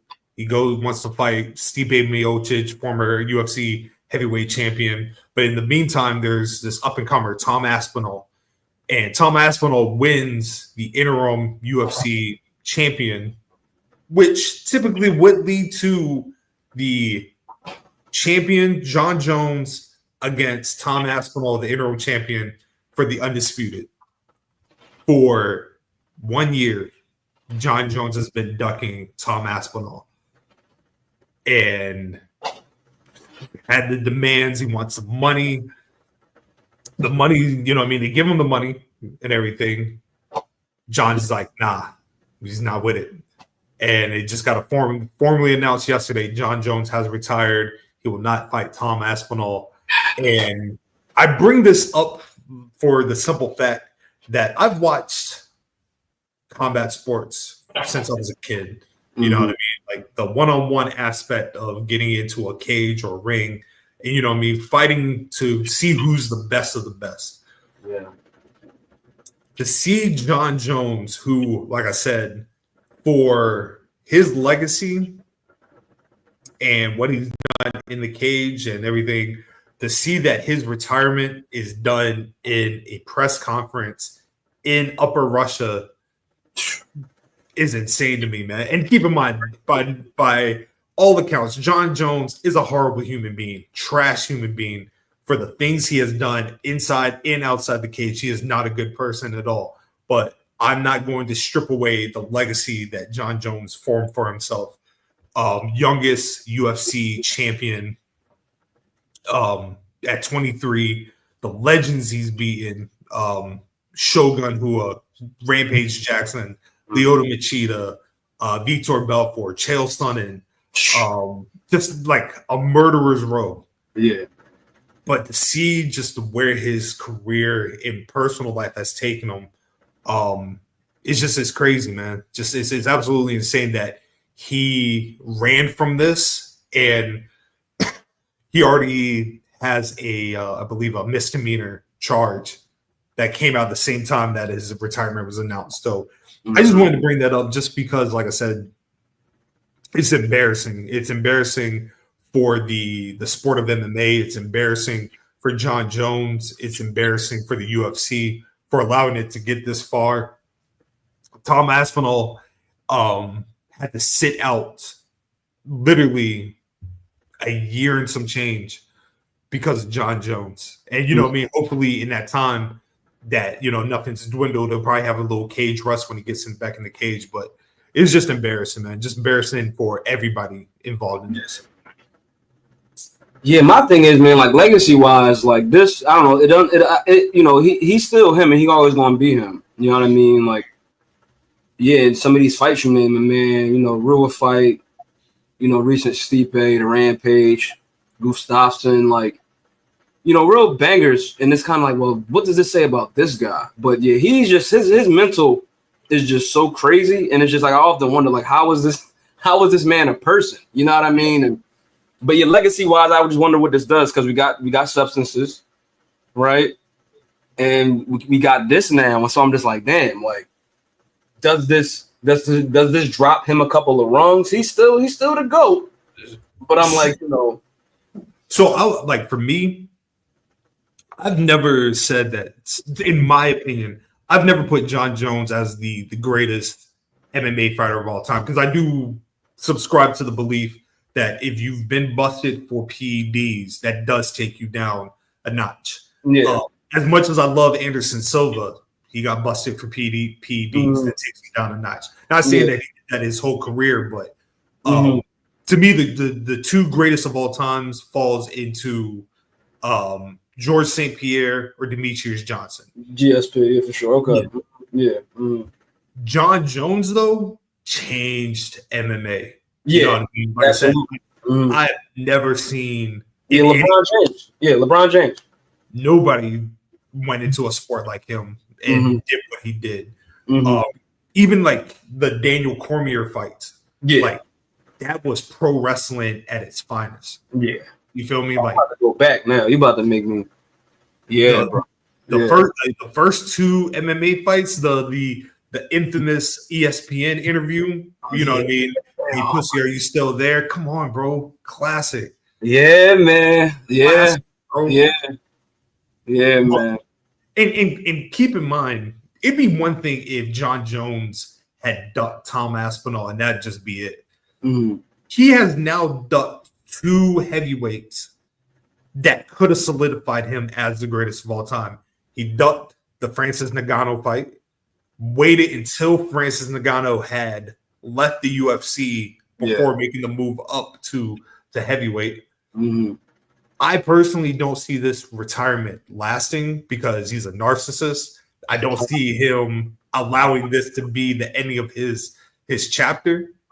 Yeah. But yeah, it's just, if anything, like I said, it's the final. I'm not going to say nail in the coffin, but we no longer have John Jones. We no longer have Conor McGregor. We no longer have, you know what I mean, like the Ronda Rouseys. You know what I mean, like that era where we had these mega fighters, these superstars. Yeah, long gone. We in a whole new era now. Definitely. Yeah. Do we does anybody surpass them in these next couple of years? No, I don't think so. No, man, it's a lot of social media. It's a lot of but it ain't that. And my thought process when it comes to the UFC, this is TKO business. You know what I mean? Like, and the way that TKO is operating, nobody will be bigger than the brand, right? Absolutely. Yep. No fighter will be bigger than UFC. No wrestler will be bigger than WWE. That's facts. Yeah. Wow. Yeah, man. Wow. I mean, at least that's the thing. And even as you're saying that, like, just like in a millisecond, like the errors are just flashing in my brain of like, we're not getting that time back. We're not in that time no more. Like, because that was the case. You know what I mean? Like, we in a whole different time now, man. It's all these other watershed moments. It's like we're not really feeling, you know what I mean, what we did. And that's why when you brought up when you initially had said Wrestle Kingdom and like its importance, giving myself the time to reflect before the pod and then what you talked about. That's what I'm saying. Like, I don't think we'll ever experience an era like Wrestle Kingdom 11 because of it's like you said, like the significance of it, like the amount of talent that's up there. You know what I mean? Like, I remember having to scramble on trying to figure out what time Ring of Honor came on just so I could see Adam Cole versus Jay Briscoe or Adam Cole, Kyle O'Reilly. Right. True. I mean, like I said, it was taboo to see if you weren't subscribed to New Japan World. Like you didn't see Okada, you didn't see Tanahashi. Nah, none of that shit. And I mean, even at that time, a lot of people was very. I didn't mention it, but like Michael Elgin, right? Like that's a guy, and he won the Rambo. That was a guy that a lot of people was high on at that time. You know what I mean? So, and I mean, you know, he had a certain situation or whatever the case is, but yeah, man, just you know, a lot of just a who's who. You know what I mean? Gorillas of Destiny.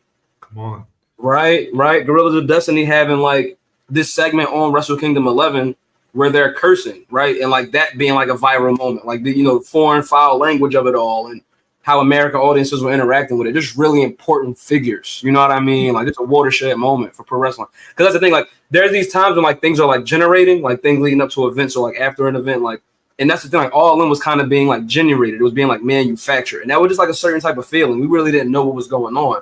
Mm-hmm. But now like we kind of have what was produced from that. And great, but it's like we're never going to get that time back where like something was just like buzzing and we just felt it. You know what I mean? And I think the business is healthy. I'm very excited about the next few years. But like I said, like even like the case of like the indie scene, you know what I mean? Like look at the indie scene from back then.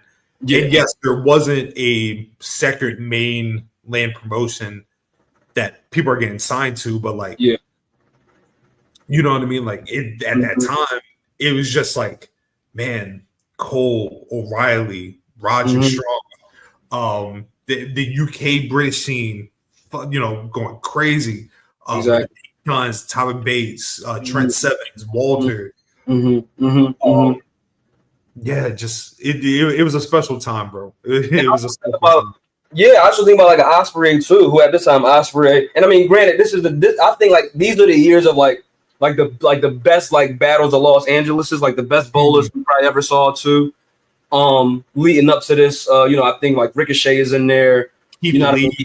Yeah, exactly. You dig what I'm saying? But like, yeah, man, just that time was just everything, man. It was just like, damn, like this WWE shit is more going on in the world than just this shit.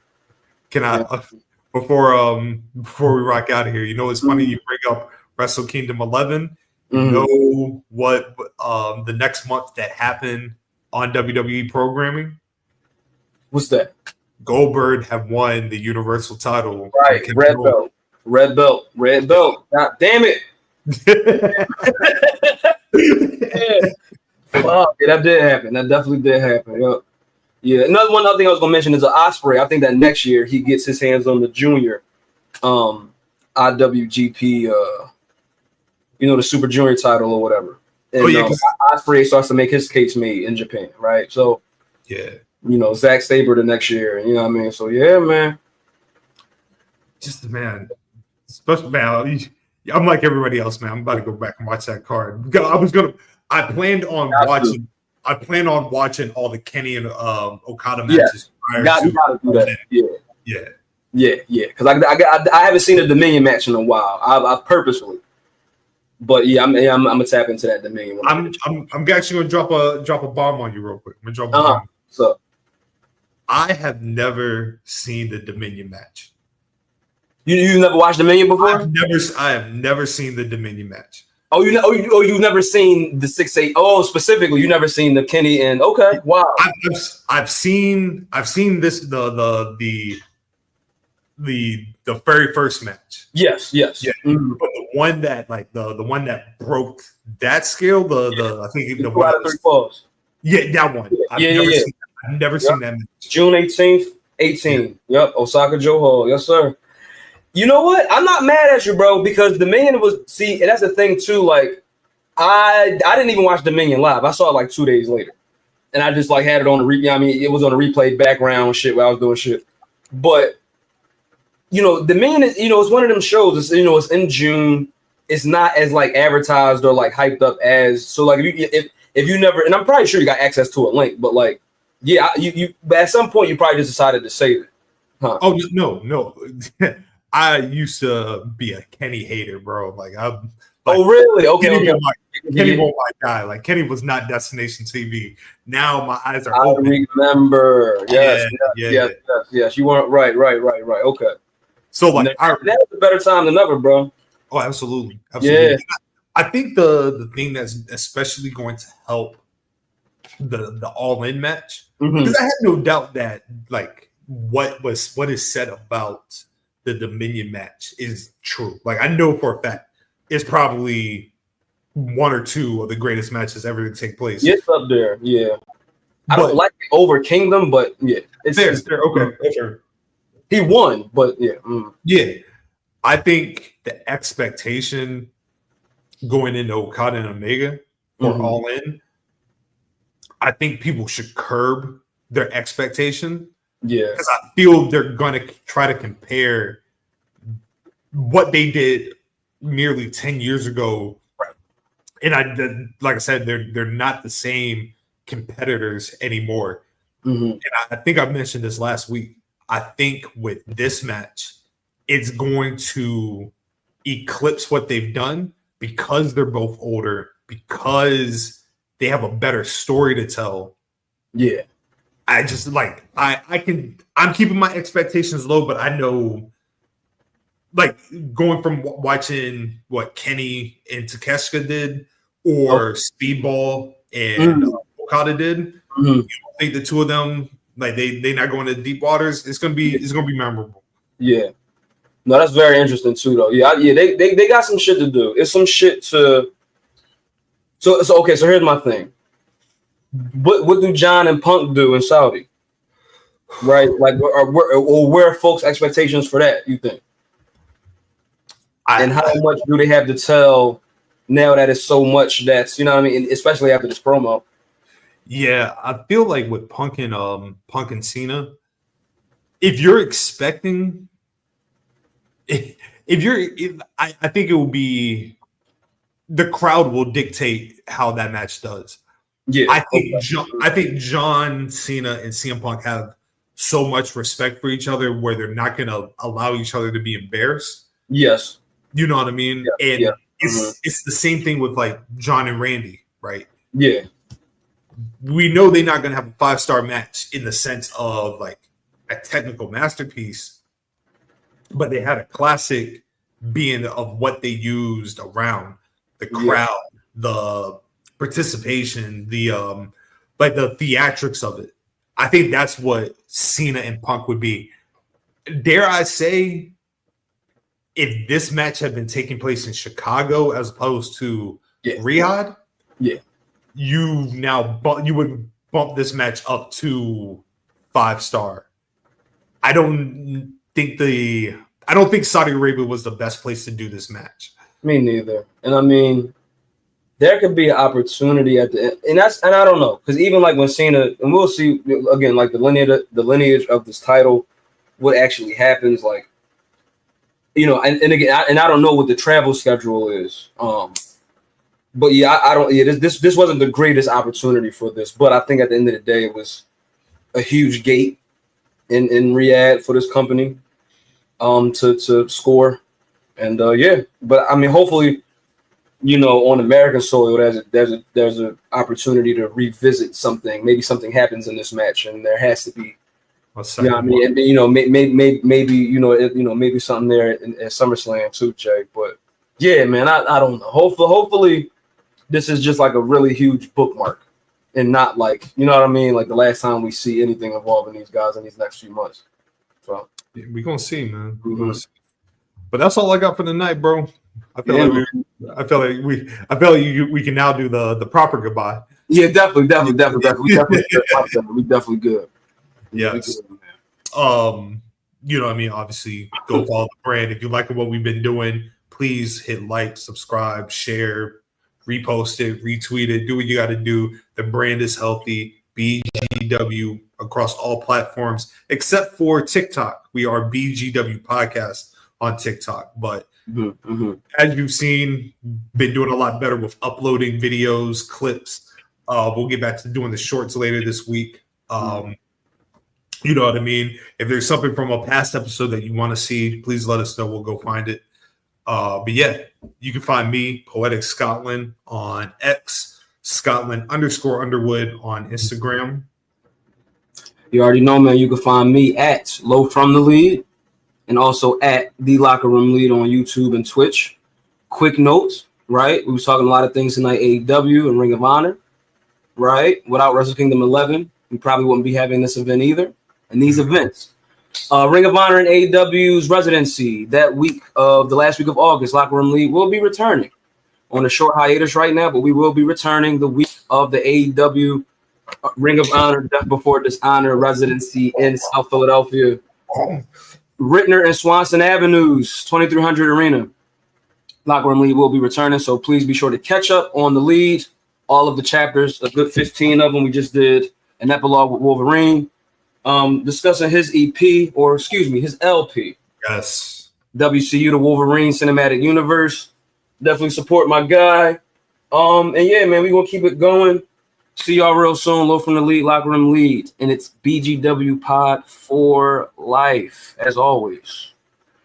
You can go find Chaz, his platforms, D-Mac on his platforms, the Champless, Nolo, wherever he's at. BGW predictions title will be defended this week. Night of Champions. I'm going to look to see what I can find for the inaugural BGW secondary title. We got to figure out a name. Yeah. But yeah, you know what I mean? We'll go into the full details later. But yes, BGW secondary predictions title is now official. Yeah, man, the brand is looking good. The brand is looking healthy. Locker Room Lead coming back late August. I expect nothing but excellence. You know what I mean? Like my man always does. Chaz, the Lady Hoop Collective, tap in tomorrow at Volume 6. Monday. You know what I mean? Until the final whistle, coming back soon. Shout out to Cheevers. That Boxing Corner, we'll see that when we see that. You know what I mean? Big time graps. Yeah. Brand is looking good, man. Brand is very healthy. Thanks to your leadership. Don't let that go over your head. Shout out Julio Dre. Thanks to your leadership, brother. Has to be said. Thank you, bro. Thanks to your leadership. Yeah. Also, Nolo's leadership as well. That nigga doesn't need anything. You know what I mean? But we gotta get that secondary. We gotta get that mid card title. He bugging. You know why? Because he probably doesn't want to do it because he knows he's gonna lose at that too. You know what the vibes are. You know what the vibes are. But yeah. Also, because we've now reached over 205, if anybody wants to hop on with BGW, man, just shoot us a quick DM, quick message. You know what I mean? We would love to talk with people, love building, love connecting. But yeah, we out of here, man. Until next time, we are out. Peace out to my world. Since they not here. Yeah, that's what I'm saying. And at the end of the day, the day got a motherfucking name. I did my boy justice. You did, man. We did. We out. Peace. We out. Love y'all. Love.